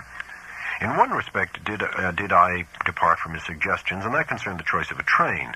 Frankly, I did not feel like arriving in that haunted Vermont region late at night. So instead of accepting the train he chose, I telephoned the station and devised another arrangement. By rising early and taking the 8:07 a.m. Standard into Boston, I could catch the 9:25 for Greenfield, arriving there at 12:22 noon. This was connected exactly with a train reaching Brattleboro at 1:08 p.m., a much more comfortable hour than 10:01 for meeting Akeley and riding with him into the close-packed, secret-guarding hills. I mentioned this choice in my telegram, and was glad to learn in the reply, which came toward evening, that it met with my prospective host's endorsement. His wire ran thus: "Arrangements satisfactory. Will meet 1:08 train Wednesday. Don't forget record and letters and prints. Keep destination quiet. Expect great revelations. Akeley." Receipt of this message in direct response to one sent to Akeley and necessarily delivered to his house from the Townsend station, either by official messenger or a restored telephone service, removed any lingering subconscious doubts I might have had about the authorship of the perplexing letter. My relief was marked. Indeed, it was greater than I could account for at the time, since all such doubts had been rather deeply buried. But I slept soundly and long that night, and was eagerly busy with preparations during the ensuing 2 days. On Wednesday, I started as agreed, taking with me a valise full of simple necessities and scientific data, including the hideous phonograph record, the Kodak prints, and the entire file of Akeley's correspondence. As requested, I had told no one where I was going, for I could see that the matter demanded utmost privacy, even allowing for its most favorable terms. The thought of actual mental contact with alien outside entities was stupefying enough to my trained and somewhat prepared mind, and this being so, what might one think of its effect on the vast masses of uninformed laymen? I do not know whether dread or adventurous expectancy was uppermost in me as I changed trains at Boston and began the long westward run out of familiar regions into those I knew less thoroughly: Waltham, Concord, Ayr, Fitchburg, Gardner, Athol. My train reached Greenfield 7 minutes late, but the northbound connecting train, express, had been held. Transferring in haste, I felt a curious breathlessness as the cars rumbled on through the early afternoon sunlight into territories I had always read of, but never before visited. I knew I was entering an altogether older-fashioned and more primitive New England, than the mechanized, urbanized, coastal, and southern areas where all my life had been spent. An unspoiled, ancestral New England, without the foreigners and factory smoke, billboards, and concrete roads of the sections which modernity has touched. There would be odd survivals of that continuous native life whose deep roots make it the one authentic outgrowth of the landscape, the continuous native life which keeps alive strange ancient memories and fertilizes the soil for shadowy, marvelous, and seldom mentioned beliefs. Now and then I saw the blue Connecticut River gleaming in the sun, and after leaving Northfield we crossed it. Ahead loomed green and cryptical hills, and when the conductor came around, I learned that I was at last in Vermont. He told me to set my watch back an hour, since the northern hill country will have no dealings with newfangled daylight time schemes. As I did so, it seemed to me that I was likewise turning the calendar back a century. The train kept close to the river, and across in New Hampshire I could see the approaching slope of steep Wantastiquet, about which singular old legends cluster. Then streets appeared on my left, and a green island showed in the stream on my right. People rose and filed to the door, and I followed them. The car stopped, and I alighted beneath the long train shed of the Brattleboro station. Looking over the line of waiting motors, I hesitated a moment to see which one might turn out to be the Akeley Ford, but my identity was divined before I could take the initiative. And yet it was clearly not Akeley himself who advanced to meet me with an outstretched hand and a mellowly phrased inquiry as to whether I was indeed Mr. Albert N. Wilmarth of Arkham.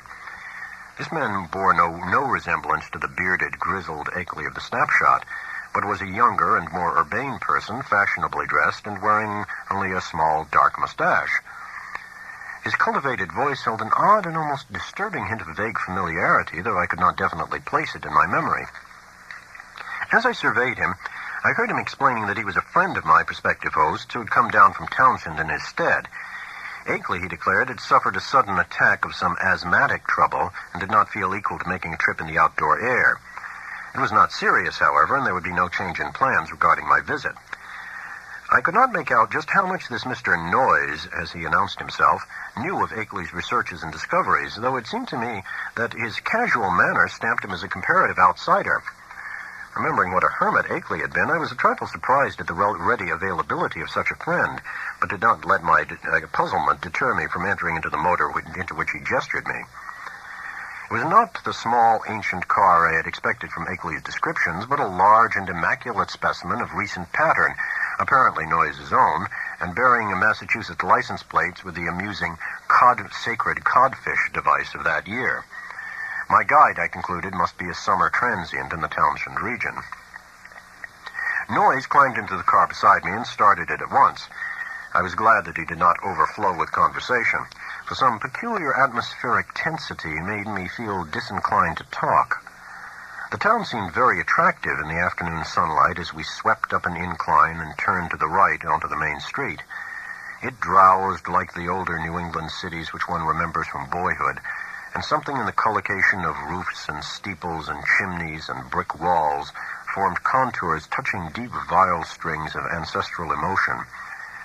I could tell that I was at the gateway of a region half bewitched through the piling up of unbroken time accumulations, a region where old strange things have had a chance to grow and linger because they have never been stirred up.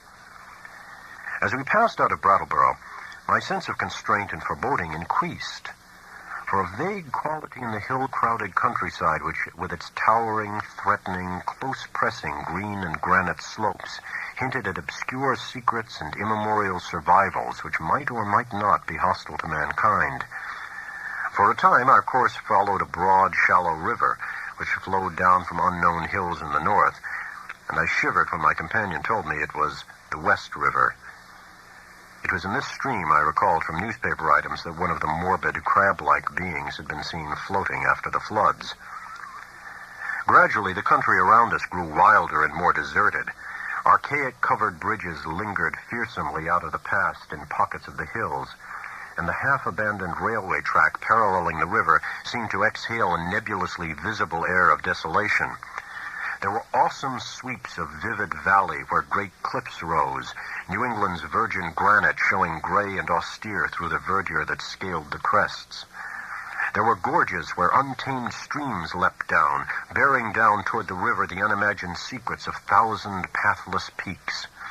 Branching away now and then were narrow, half-concealed roads that bored their way through solid, luxuriant masses of forest, among whose primal trees whole armies of elemental spirits might well lurk. As I saw these, I thought of how Akeley had been molested by unseen agencies on his drives along this very route, and did not wonder that such things could be.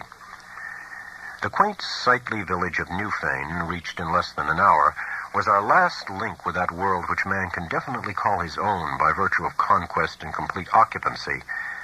After that we cast off all allegiance to immediate, tangible, and time-touched things, and entered a fantastic world of hushed unreality, in which the narrow, ribbon-like road rose and fell with an almost sentient and purposeful caprice amidst the tenantless green peaks and half-deserted valleys.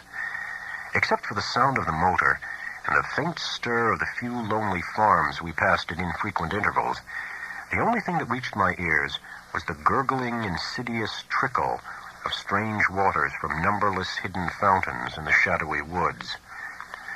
The nearness and intimacy of the dwarfed, domed hills now became veritably breathtaking. Their steepness and abruptness were even greater than I had imagined from hearsay, and suggested nothing in common with the prosaic, objective world we know.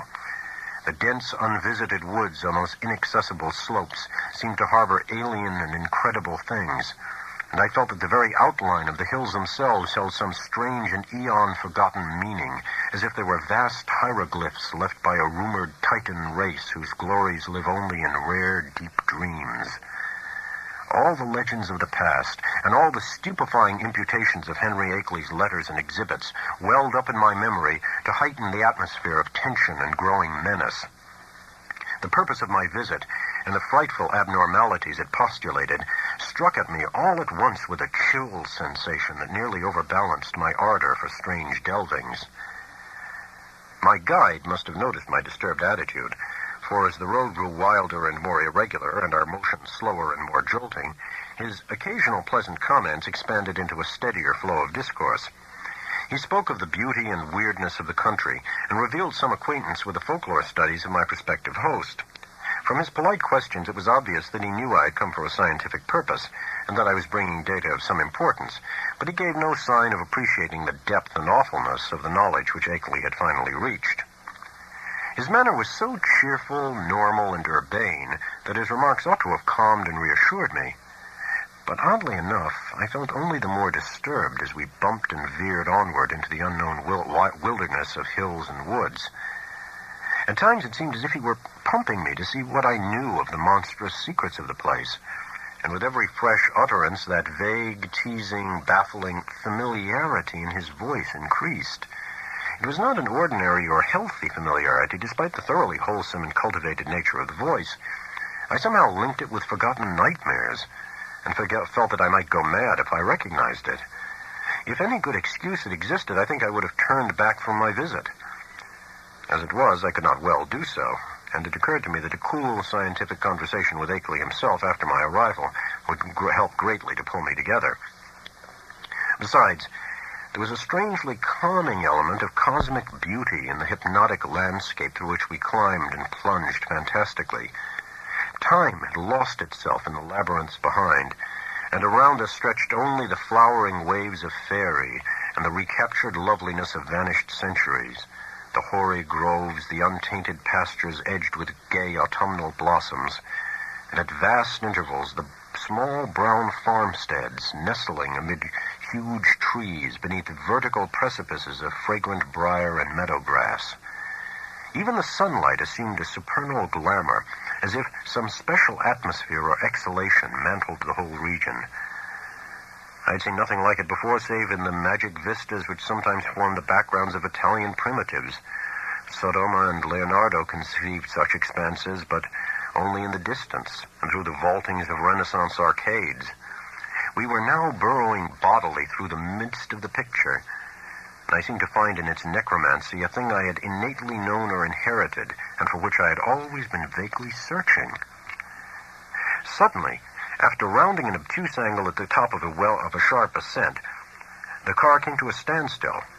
On my left, across a well-kept lawn which stretched to the road and flaunted a border of whitewashed stones, rose a white, two and a half story house of unusual size and elegance for the region, with a congeries of contiguous or arcade-linked barns, sheds, and a windmill behind and to the right. I recognized it at once from the snapshot I had received, and was not surprised to see the name of Henry Akeley on the galvanized iron mailbox near the road. For some distance back of the house, a level stretch of marshy and sparsely wooded land extended, beyond which soared a steep, thickly forested hillside ending in a jagged, leafy crest. This latter, I knew, was the summit of Dark Mountain, halfway up which we must have climbed already. Alighting from the car and taking my valise, Noyes asked me to wait while he went in and informed Akeley of my advent. He himself, he had added, had an important business elsewhere and could not stop for more than a moment. As he briskly walked up the path to the house, I climbed out of the car myself, wishing to stretch my legs a little before settling down to a sedentary conversation. My feeling of nervousness and tension had risen to a maximum again now that I was on the actual scene of the morbid beleaguering described so hauntingly in Akeley's letters, and I honestly dreaded the coming discussions which were to link me with such alien and forbidden worlds. Close contact with the utterly bizarre is often more terrifying than inspiring, and it did not cheer me to think that this very bit of dusty road was the place where those monstrous tracks and that fetid green ichor had been found after moonless nights of fear and death. Idly, I noticed that none of Akeley's dogs seemed to be about. Had he sold them all as soon as the outer ones made peace with him? Try as I might, I could not have the same confidence in the depth and sincerity of that peace which appeared in Akeley's final and queerly different letter. After all, he was a man of much simplicity and with little worldly experience. Was there not perhaps some deep and sinister undercurrent beneath the surface of the new alliance? Led by my thoughts, my eyes turned downward to the powdery road surface which had held such hideous testimonies. The last few days had been dry, and tracks of all sorts cluttered the rutted, irregular highway despite the unfrequented nature of the district. With a vague curiosity, I began to trace the outline of some of the heterogeneous impressions, trying meanwhile to curb the flights of macabre fancy which the place and its memories suggested. There was something menacing and uncomfortable in the funereal stillness, in the muffled, subtle trickle of distant brooks, and in the crowding green peaks and black-wooded precipices that choked the narrow horizon. And then an image shot into my consciousness which made those vague menaces and flights of fancy seem mild and insignificant indeed. I said that I was scanning the miscellaneous prints in the road with a kind of idle curiosity, but all at once that curiosity was shockingly snuffed out by a sudden and paralyzing gust of active terror. For though the dust tracks were in general confused and overlapping and unlikely to arrest any casual gaze, my restless vision had caught certain details near the spot where the path to the house joined the highway, and had recognized beyond doubt or hope the frightful significance of those details. It was not for nothing, alas, that I had pored for hours over the Kodak views of the outer one's claw prints which Akeley had sent. Too well did I know the marks of those loathsome nippers, and that hint of ambiguous direction which stamped the horrors as no creatures of this planet. No chance had been left me for merciful mistake. Here indeed, in objective form before my own eyes, and surely not made many hours ago, were at least 3 marks which stood out blasphemously among the surprising plethora of blurred footprints leading to and from the Akeley farmhouse. They were the hellish tracks of the living fungi from Yuggoth. I pulled myself together in time to stifle a scream. After all, what more was there than I might have expected, assuming I'd really believed Akeley's letters? He had spoken of making peace with the things. Why, then, was it strange that some of them had visited his house? But the terror was stronger than the reassurance. Could any man be expected to look unmoved for the first time upon the claw marks of animate beings from outer depths of space? Just then I saw Noyes emerge from the door and approach with a brisk step. I must, I reflected, keep command of myself, for the chances were that this genial friend knew nothing of Akeley's profoundest and most stupendous probings into the forbidden. Akeley, Noyes hastened to inform me, was glad and ready to see me, though his sudden attack of asthma would prevent him from being a competent host for a day or two. These spells hit him hard when they came and were always accompanied by a debilitating fever and general weakness. He was never good for much while they lasted, had to talk in a whisper, and was very clumsy and feeble in getting about. His feet and ankles swelled, too, so that he had to bandage them like a gouty old beefeater. Today he was in rather bad shape, so I would have to attend largely to my own needs. But he was nonetheless eager for conversation. I would find him in the study at the left of the front hall, the room where the blinds were shut. He had to keep the sunlight out when he was ill, for his eyes were very sensitive. As Noyes bade me adieu and walked northward in his car, I began to walk slowly toward the house. The door had been left ajar for me, but before approaching and entering, I cast a searching glance about the whole place, trying to decide what had struck me as so intangibly queer about it. The barns and sheds looked trimly prosaic enough. I noticed Akeley's battered Ford and its capacious, unguarded shelter.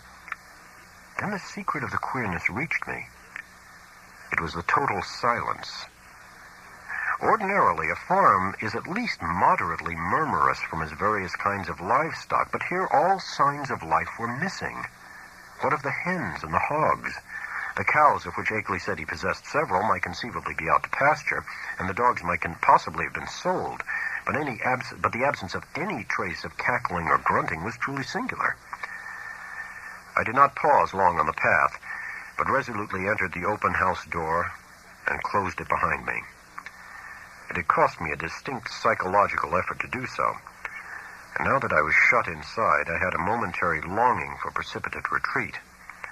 Not that the place was in the least sinister in visual suggestion.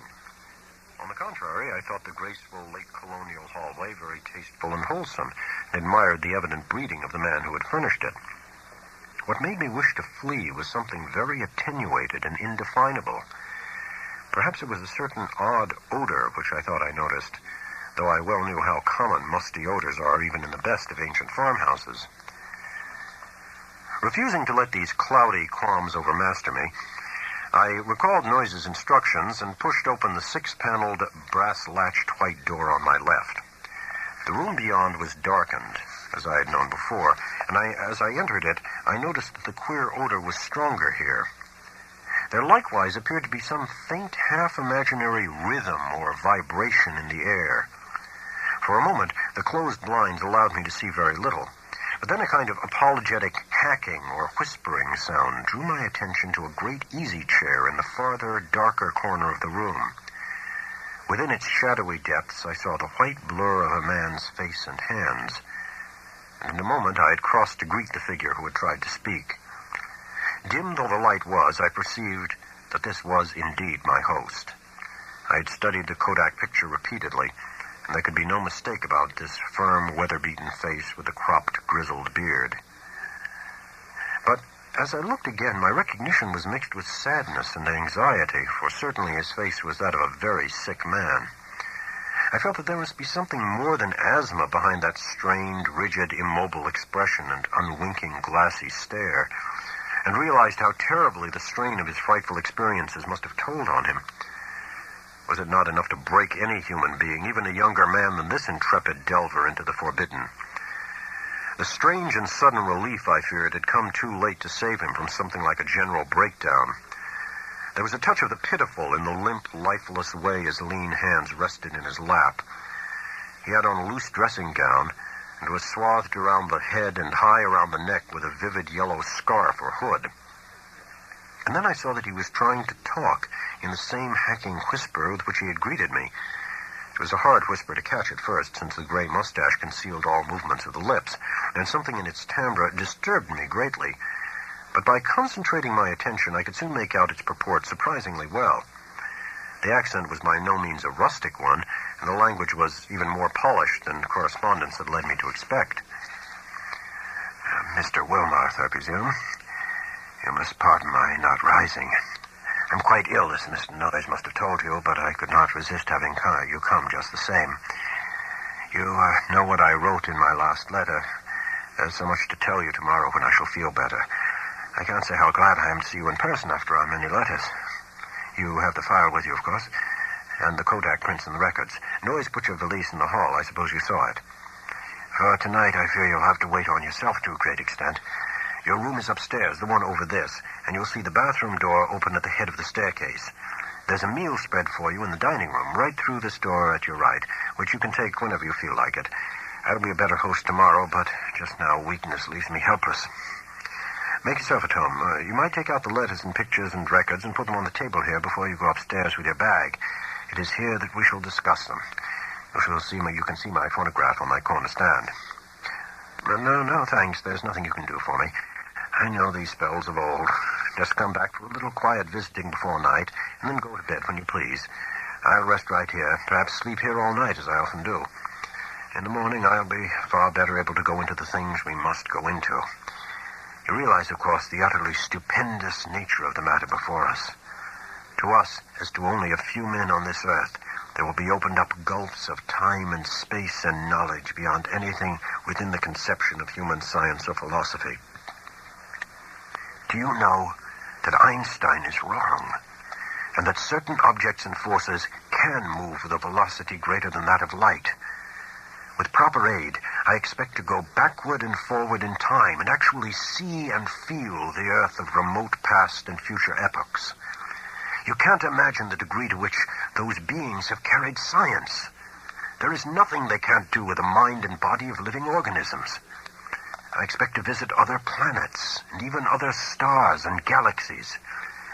The first trip will be to Yuggoth, the nearest world fully peopled by the beings. It is a strange, dark orb at the very rim of our solar system, unknown to earthly astronomers as yet. But I must have written you about this. At the proper time, the beings there will direct thought currents toward us and cause it to be discovered, and perhaps let one of their human allies give the scientists a hint. There are mighty cities on Yuggoth, great tiers of terraced towers built of black stone like that specimen I tried to send you. That came from Yuggoth. The sun shines there no brighter than a star, but the beings need no light. They have other, subtler senses and put no windows in their great houses and temples. Light even hurts and hampers and confuses them, for it did not exist at all in the black cosmos outside time and space where they came from originally. To visit Yuggoth would drive any weak man mad. Yet I am going there. The black rivers of pitch that flow under those mysterious cyclopean bridges, things built by some elder race extinct and forgotten before the beings came to Yuggoth from the ultimate voids, ought to be enough to make any man a Dante or Poe if he can keep sane long enough to tell what he has seen. But remember, that dark world of fungoid gardens and windowless cities isn't really terrible. It is only to us that it would seem so. Perhaps this world seemed just as terrible to the beings when they first explored it in the primal age. They were over here long before the fabulous epic of Cthulhu was over. And remember all about sunken Rillier when it was above the waters. They've been inside the earth, too. There are openings which human beings know nothing about, some of them in these very Vermont hills, and great worlds of unknown life down there. Blue-litten Kenyan, red-litten Yoth, and black lightless Nkai. It is from Nkai that the frightful Tsathoggua came. The amorphous toad-like god creature mentioned in the Pnakotic manuscripts and the Necronomicon and the Comorium myth cycle preserved by the Atlantean high priest Klakash Ton. But we will talk of all of this later. It must be 4 or 5 o'clock by this time. Bring the stuff from your bag, take a bite, and come back for a comfortable chat.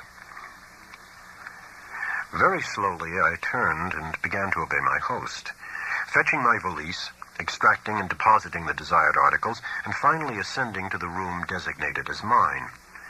With the memory of that roadside claw print fresh in my mind, Akeley's whispered paragraphs had affected me clearly, and the hints of familiarity with this unknown world of fungus life, forbidden Yuggoth, made my flesh creep more than I dared to own. I was tremendously sorry about Akeley's illness, but I had to confess that his hoarse whisper had a hateful as well as a pitiful quality. If only he wouldn't gloat so about Yuggoth and its black secrets. My room proved a very pleasant and well-furnished one, devoid alike of the musty odor and disturbing sense of vibration. And after leaving my valise there, I descended again to greet Akeley and take the lunch he had set out for me. The dining room was just beyond the study, and I saw that a kitchen L extended still further in the same direction. On the dining table, an ample array of sandwiches, cake, and cheese awaited me, and a hot thermos bottle beside a cup and saucer testified that hot coffee had not been forgotten.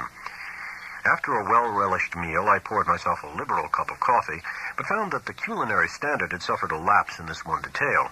My first spoonful revealed a faintly unpleasant, acrid taste, so that I did not take more. Throughout the lunch, I thought of Akeley sitting silently in the great chair in the darkened next room. Once I went in to beg him to share the repast, but he whispered that he would eat nothing as yet. Later on, just before he slept, he would take some malted milk, all he ought to have that day. After lunch, I insisted on clearing the dishes away and washing them in the kitchen sink, incidentally emptying the coffee, which I had not been able to appreciate. Then, returning to the darkened study, I drew up a chair near my host's corner and prepared for such conversation as he might feel inclined to conduct. The letters, pictures, and record were still on the large center table, but for the nonce we did not have to draw upon them. Before long, I forgot even the bizarre odor and curious suggestions of vibration.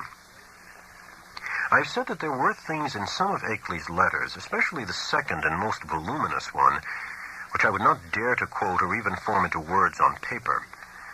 This hesitancy applies with still greater force to the things I heard whispered that evening in the darkened room among the lonely, haunted hills. Of the extent of the cosmic horrors unfolded by that raucous voice I cannot even hint. He had known hideous things before, but what he had learned since making his pact with the outside things was almost too much for sanity to bear. Even now, I absolutely refuse to believe what he implied about the constitution of ultimate infinity, the juxtaposition of dimensions, and the frightful position of our known cosmos of space and time in the unending chain of linked cosmos atoms, which makes up the immediate supercosmos of curves, angles, and material and semi-material electronic organization. Never was a sane man more dangerously close to the arcana of basic entity. Never was an organic brain nearer to utter annihilation in the chaos that transcends form and force and symmetry. I learned whence Cthulhu first came, and why half the great temporary stars of history had flared forth. I guessed from hints which made even my informant pause timidly the secret behind the Magellanic clouds and globular nebulae, and the black truth revealed by the immemorial allegory of Tao. The nature of the Doels was plainly revealed, and I was told the essence, though not the source, of the hounds of Tyndalos. The legend of Yig, father of serpents, remained figurative no longer, and I started with loathing when told of the monstrous nuclear chaos beyond angled space, which the Necronomicon had mercifully cloaked under the name of Azathoth. It was shocking to have the foulest nightmares of secret myth cleared up in concrete terms, whose stark, morbid hatefulness exceeded the boldest hints of ancient and medieval mystics. Ineluctably, I was led to believe that the first whisperers of those accursed tales must have had discourse with Akeley's outer ones, and perhaps have visited outer cosmic realms as Akeley now proposed visiting them. I was told of the Black Stone and what it implied, and was glad it had not reached me. My guesses about those hieroglyphics had been all too correct. And yet Akeley now seemed reconciled to the whole fiendish system he had stumbled upon, reconciled and eager to probe farther into the monstrous abyss. I wondered what beings he had talked with since his last letter to me, and whether many of them had been as human as that first emissary he had mentioned. The tension in my head grew insufferable, and I built up all sorts of wild theories about that queer, persistent odor and those insidious hints of vibration in the darkened room. Night was falling now, and as I recalled what Akeley had written me about those earlier nights, I shuddered to think there would be no moon. Nor did I like the way the farmhouse nestled in the lee of that colossal forested slope leading up to Dark Mountain's unvisited crest. With Egley's permission, I lighted a small oil lamp, turned it low, and set it on a distant bookcase beside the ghostly bust of Milton. But afterward I was sorry I had done so, for it made my host's strained, immobile face and listless hands look damnably abnormal and corpse-like. He seemed half incapable of motion, though I saw him nod stiffly once in a while. After what he had told, I could scarcely imagine what profounder secrets he was saving for the morrow, but at last it developed that his trip to Yuggoth and beyond, and my own possible participation in it, was to be the next day's topic. He must have been amused by the start of horror I gave at hearing a cosmic voyage on my part proposed, for his head wobbled violently when I showed my fear. Subsequently, he spoke very gently of how human beings might accomplish, and several times had accomplished, the seemingly impossible flight across the interstellar void. It seemed that complete human bodies did not indeed make the trip, but that the prodigious surgical, biological, chemical, and mechanical skill of the outer ones had found a way to convey human brains without their concomitant physical structure.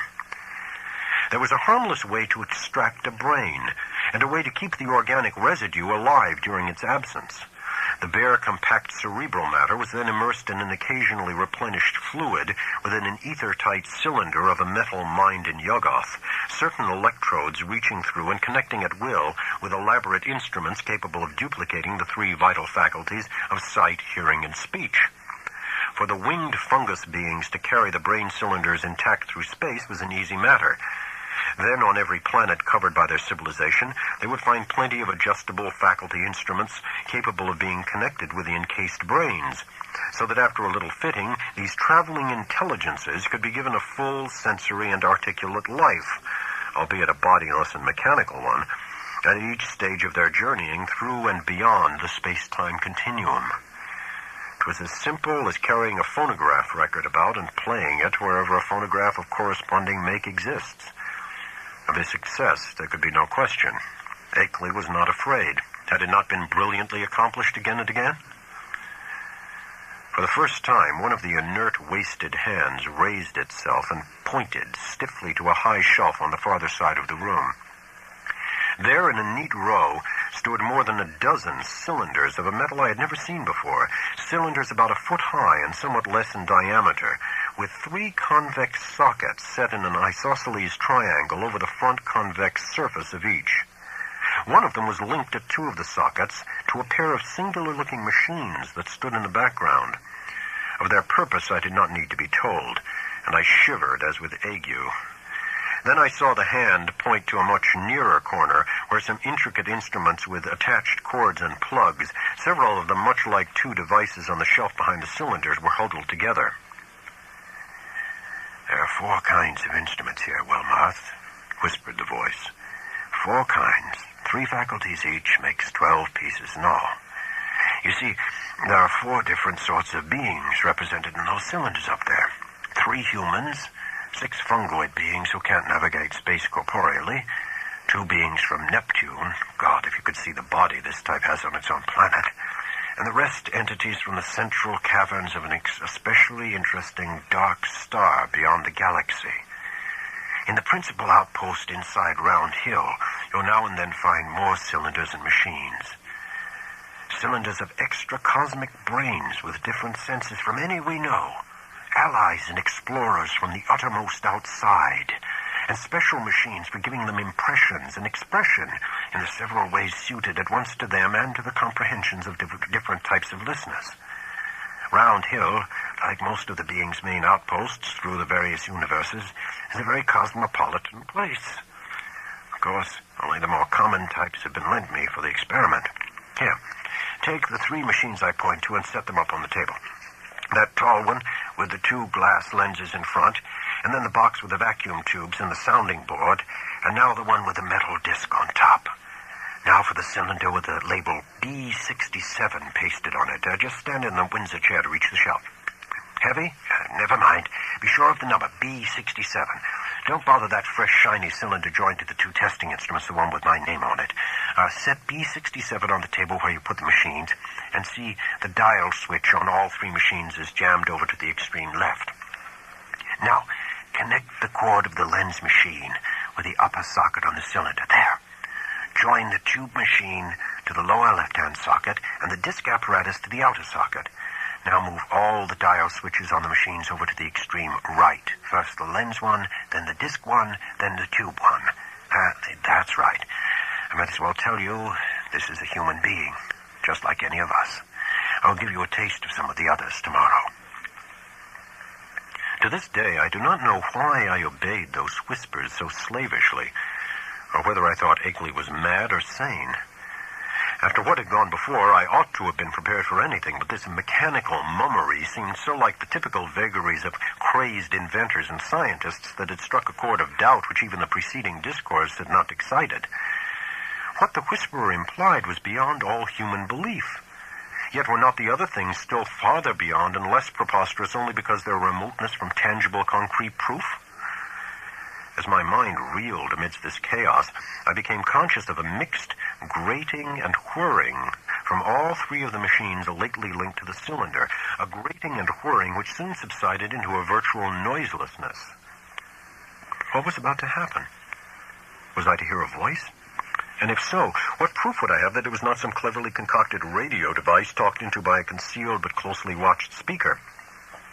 Even now I am unwilling to swear just what I heard or just what phenomenon really took place before me, but something certainly seemed to take place. To be brief and plain, the machine with the tubes and soundbox began to speak, and with a point and intelligence which left no doubt that the speaker was actually present and observing us.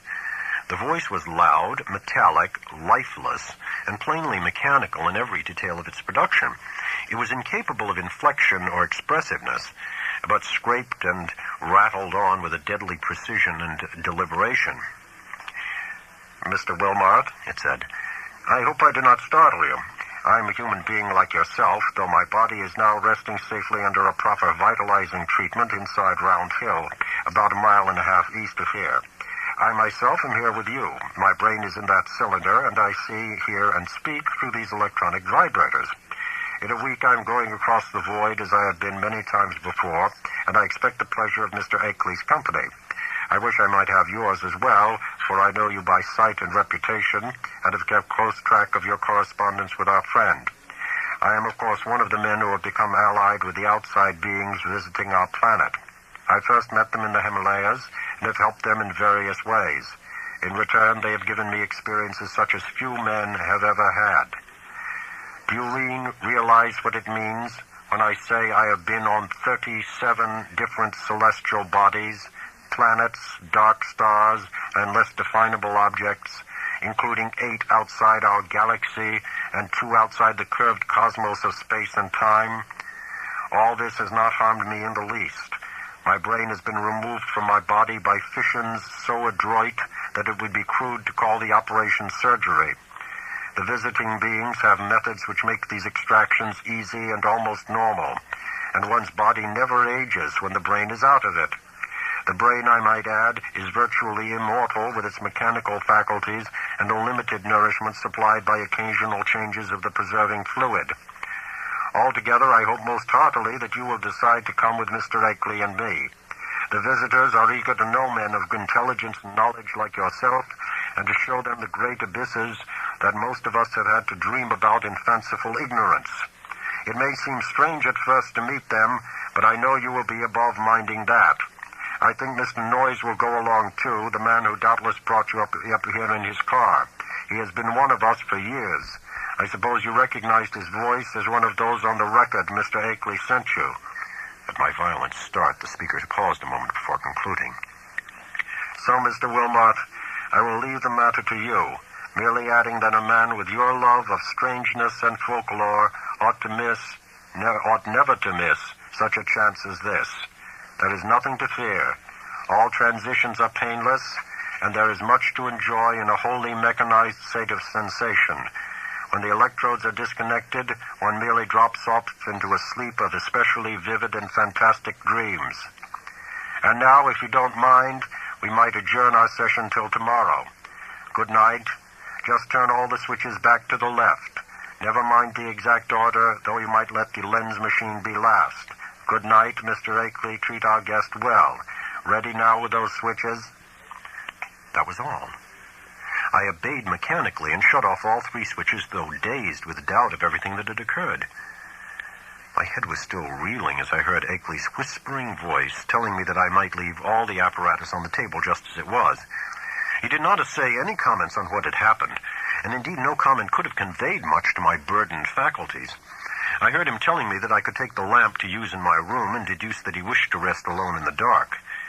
It was surely time he rested, for his discourse of the afternoon and evening had been such as to exhaust even a vigorous man.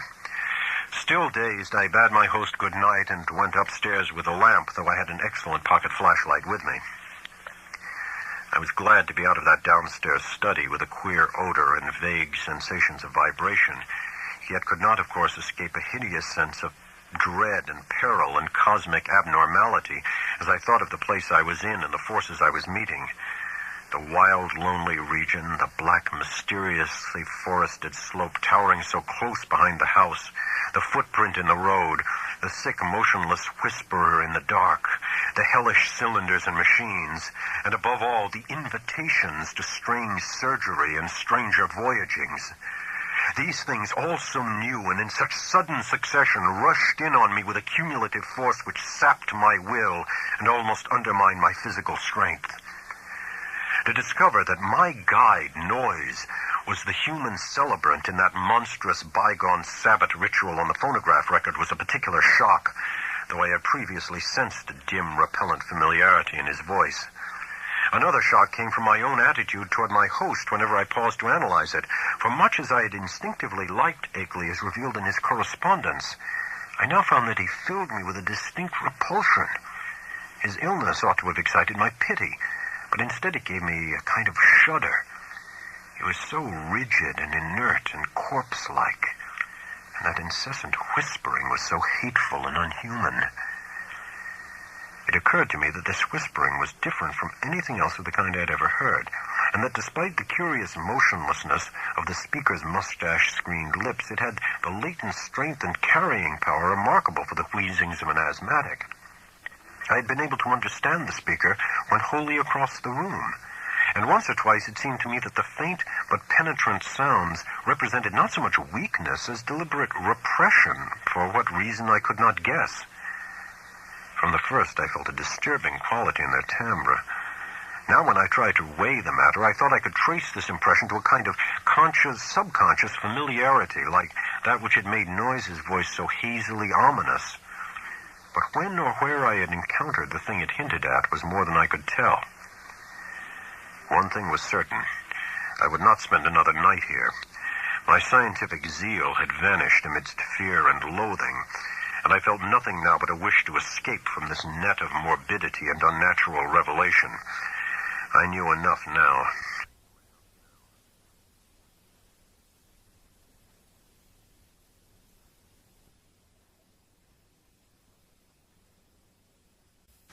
It must indeed be true that strange cosmic linkages do exist, but such things are surely not meant for normal human beings to meddle with.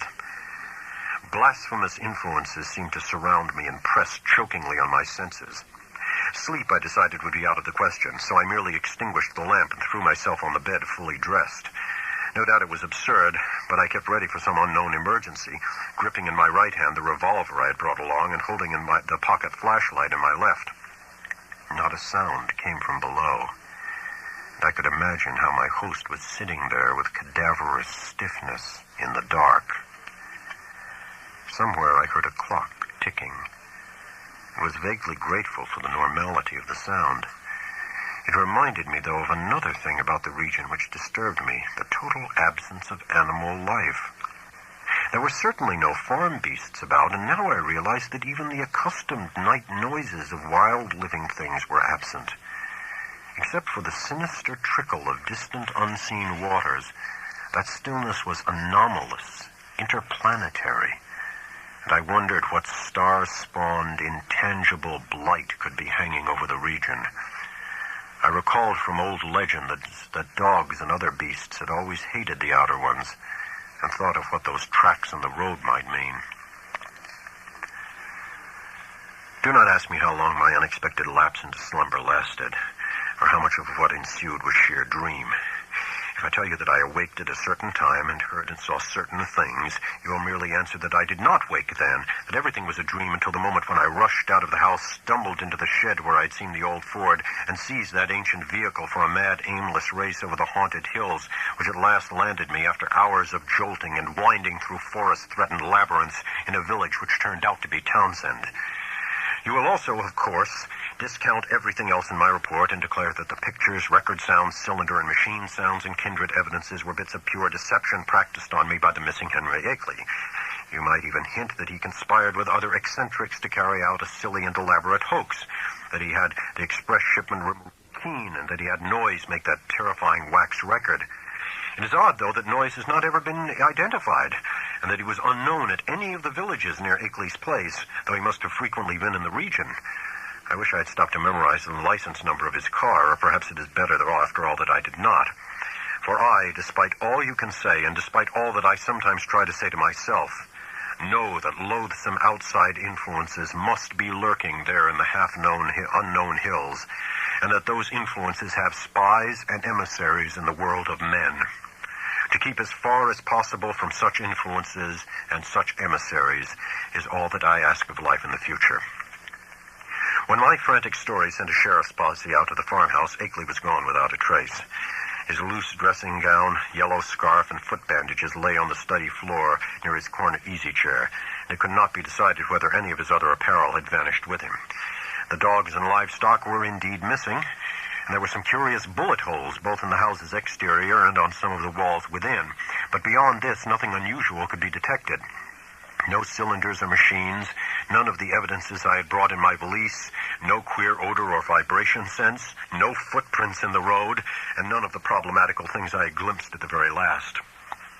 I stayed a week in Brattleboro after my escape, making inquiries among people of every kind who had known Akeley, and the results convince me that the matter is no figment of dream or delusion.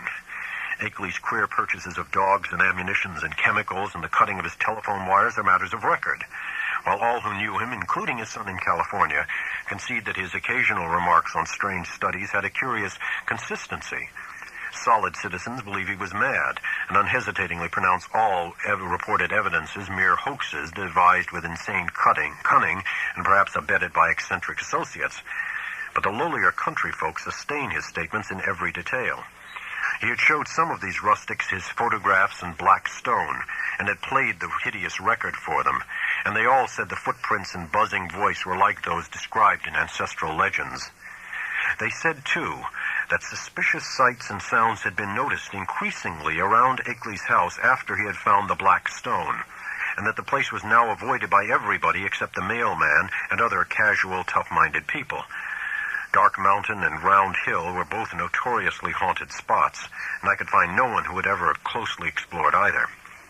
Occasional disappearances of natives throughout the district's history were well attested, and these now included the semi-vagabond Walter Brown, whom Akeley's letters had mentioned.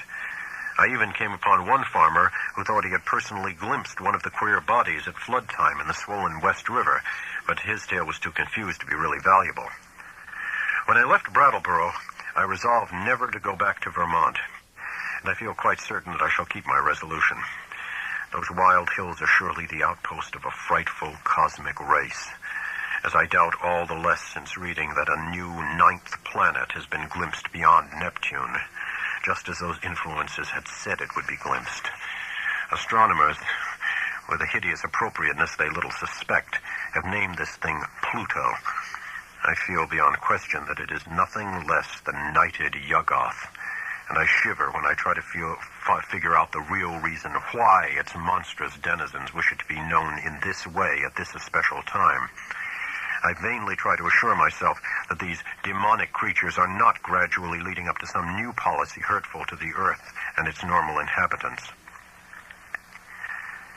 But I still have yet to tell of the ending of the terrible night in the farmhouse. As I've said, I did finally drop into a troubled doze a doze filled with bits of dream which involved monstrous landscape glimpses. Just what awaked me I cannot yet say, but that I did indeed awake at this given point I feel very certain. My first confused impression was of a stealthily creaking floorboard in the hall outside my door, and a clumsy, muffled fumbling at the latch. This, however, ceased almost at once, so that my really clear impressions begin with the voices heard from the study below. There seemed to be several speakers, and I judged they were controversially engaged. By the time I had listened for a few seconds, I was broad awake, for the nature of the voices was such as to make all thought of sleep ridiculous. The tones were curiously varied, and no one who had listened to that accursed phonograph record could harbor any doubts about the nature of at least two of them. Hideous though the idea was, I knew that I was under the same roof with nameless beings from abysmal space, for those two voices were unmistakably the blasphemous buzzings which the outside beings used in their communication with men. The two were individually different in pitch, accent, and tempo, but they were both of the same damnable general kind.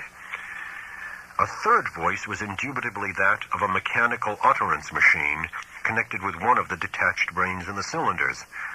There was little doubt about that as to the buzzings, for the loud, metallic, lifeless voice of the previous evening, with its inflectionless, expressionless scraping and rattling, and its impersonal precision and deliberation, had been utterly unforgettable.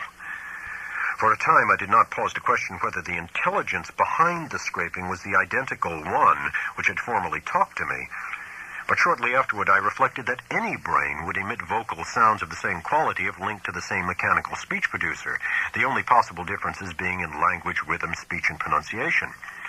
To complete the eldritch colloquy, there were two actually human voices, one the crude speech of an unknown and evidently rustic man, and the other the suave Bostonian tones of the erstwhile guide Noise. As I tried to catch the words which the stoutly fashioned floor so bafflingly intercepted, I was also conscious of a great deal of stirring and scratching and shuffling in the room below, so that I could not escape the impression that it was full of living beings, many more than the few whose speech I could single out. The exact nature of this stirring is extremely hard to describe, for very few good bases of comparison exist. Objects seemed now and then to move across the room like conscious entities, the sound of their footfalls having something about it like a loose, hard-surfaced clattering, as of the contact of ill-coordinated surfaces of horn or hard rubber. It was, to use a more concrete but less accurate comparison, as if people with loose, splintery wooden shoes were shambling and rattling about on the polished board floor. Of the nature and appearances of those responsible for the sounds, I did not care to speculate. Before long, I saw that it would be impossible to distinguish any connected discourse. Isolated words, including the names of Akeley and myself, now and then floated up, especially when uttered by the mechanical speech producer, but their true significance was lost for want of continuous context. Today, I refuse to form any definite deductions from them. Even their frightful effect on me was one of suggestion rather than revelation. A terrible and abnormal conclave, I felt certain, was assembled below me. But for what shocking deliberations, I could not tell. It was curious how this unquestioned sense of the malign and the blasphemous pervaded me despite Akeley's assurances of the outsider's friendliness. With patient listening, I began to distinguish clearly between voices, even though I could not grasp much of what any of the voices said. I seemed to catch certain typical emotions behind some of the speakers.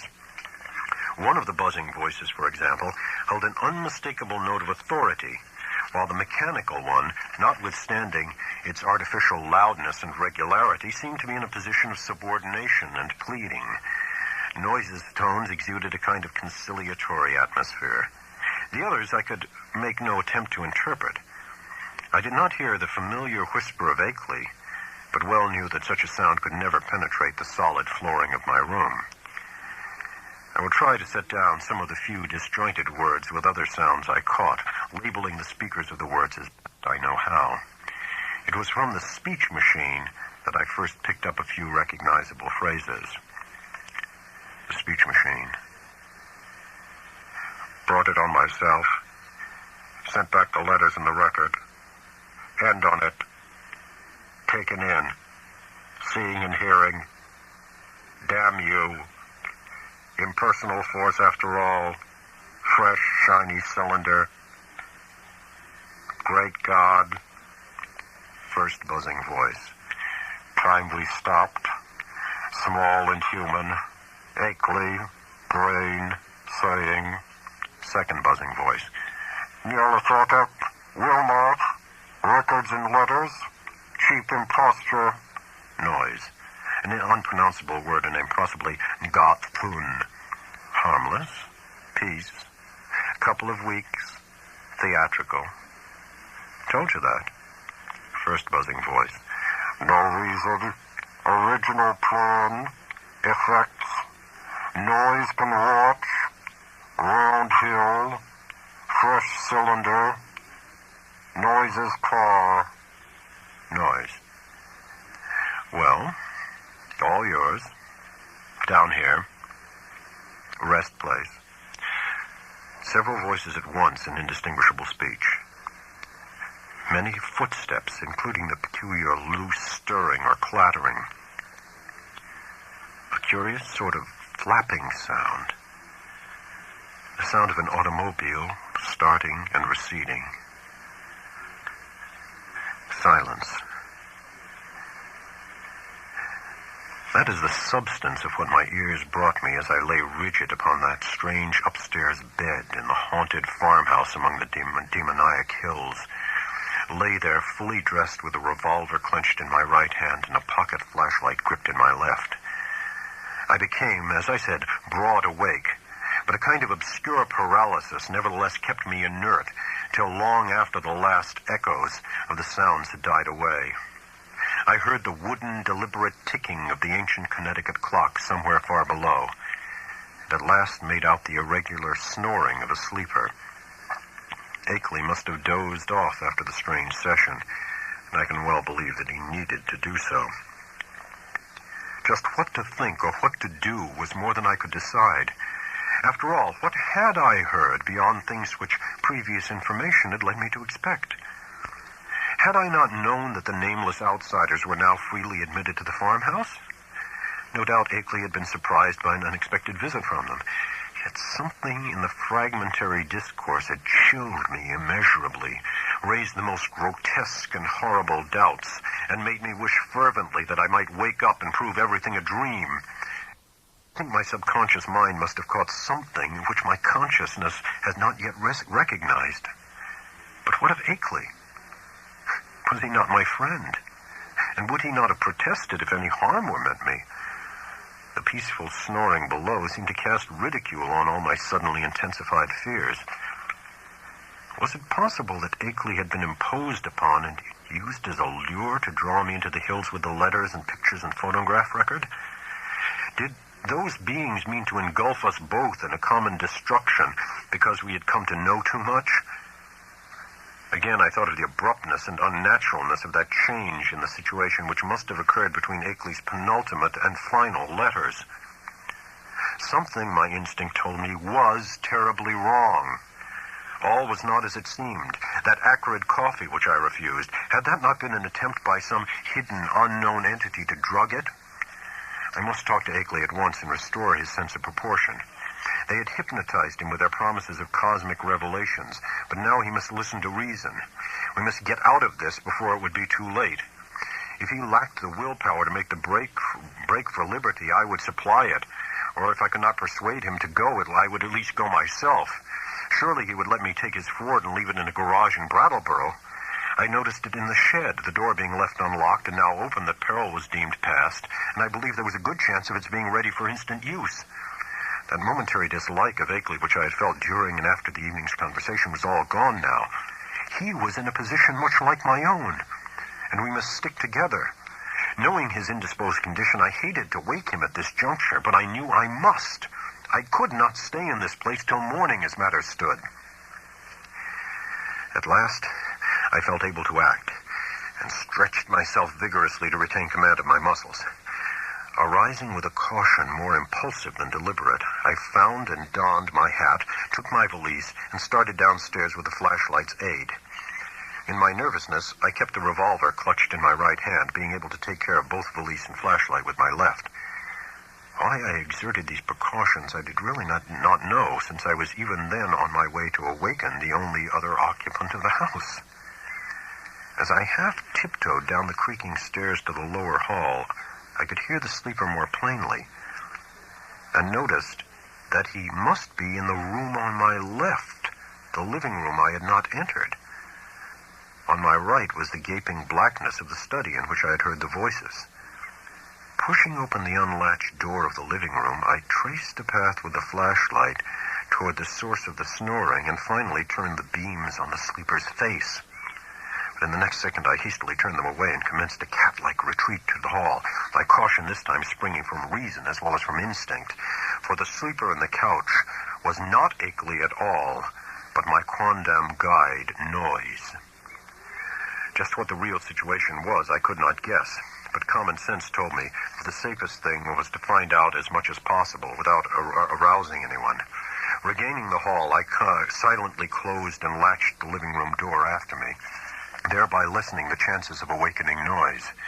I now cautiously entered the dark study, where I expected to find Akeley, whether asleep or awake, in the great corner chair, which was evidently his favorite resting place.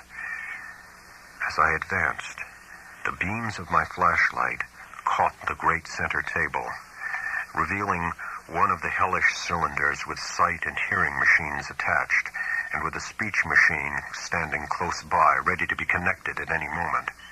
This, I reflected, must be the encased brain I had heard talking during the frightful conference. For a second, I had a perverse impulse to attach the speech machine and see what it would say. It must, I thought, be conscious of my presence even now, since the sight and hearing attachments could not fail to disclose the rays of my flashlight and a faint creaking of the floor beneath my feet. But in the end, I did not dare to meddle with the thing. I idly saw that it was the fresh, shiny cylinder with Akeley's name on it, which I had noticed on the shelf earlier that evening, and which my host had told me not to bother. Looking back at that moment, I can only regret my timidity and wish that I had boldly caused the apparatus to speak. God knows what mysteries and horrible doubts and questions of identity it might have cleared up. But then it may be merciful that I let it alone. From the table, I turned my flashlight to the corner where I thought Akeley was, but found to my perplexity that the great easy chair was empty of any human occupant asleep or awake.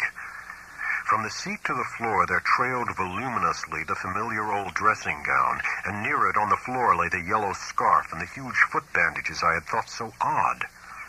As I hesitated, striving to conjecture where Akeley might be, and why he had so suddenly discarded his necessary sick-room garments, I observed that the queer odor and sense of vibration were no longer in the room. What had been their cause? Curiously, it occurred to me that I had noticed them only in Akeley's vicinity. They had been strongest where he sat, and wholly absent except in the room with him or just outside the doors of that room. I paused, letting the flashlight wander about the dark study and racking my brain for explanations of the turn affairs had taken. Would to heaven I had quietly left the place without allowing that light to rest again on the vacant chair. As it turned out, I did not leave quietly, but with a muffled shriek which must have disturbed, though it did not quite awake, the sleeping sentinel across the hall. That shriek and Noise's still unbroken snore are the last sounds I ever heard in that morbidity-choked farmhouse beneath the black-wooded crest of Haunted Mountain, that focus of trans-cosmic horror amidst the lonely green hills and curse-muttering brooks of a spectral rustic land. It is a wonder that I did not drop flashlight, valise, and revolver in my wild scramble, but somehow I managed to fail to lose any of these. I actually managed to get out of that room and that house without making any further noise, to drag myself and my belongings safely into the old Ford in the shed, and to set that archaic vehicle in motion towards some unknown point of safety in the black moonless night. The ride that followed was a piece of delirium out of Poe or Rimbaud or the drawings of Doré, But finally I reached Townsend. That is all. If my sanity is still unshaken, I am lucky. Sometimes I fear what the years will bring, especially since that new planet, Pluto, has been so curiously discovered. As I implied, I let my flashlight return to the vacant easy chair after its circuit of the room. Then, noticing for the first time the presence of certain objects in the seat made inconspicuous by the adjacent loose folds of the empty dressing gown. These are the objects, 3 in number, which the investigators did not find when they came later on. As I said at the outset, there was nothing of actual visual horror about them. The trouble was in what they led to one to infer. Even now I have my moments of half-doubt, moments in which I half expect the skepticism of those who attribute my whole experience to dream and nerves and delusion. The 3 things were damnably clever constructions of their kind, and were furnished with ingenious metallic clamps to attach them to organic developments, of which I dare not form any conjecture. I hope, devoutly hope, that they were the waxen products of a master artist, despite what my innermost fears tell me. Great God! That whisperer in darkness with its morbid odor and vibrations. Sorcerer, emissary, changeling, outsider. That hideous repressed buzzing. And all the time, in that fresh, shiny cylinder on the shelf. Poor devil. Prodigious surgical, biological, chemical, and mechanical skill. For the things in the chair, perfect to the last subtle detail of microscopic resemblance or identity, were the face and hands of Henry Wentworth Akeley.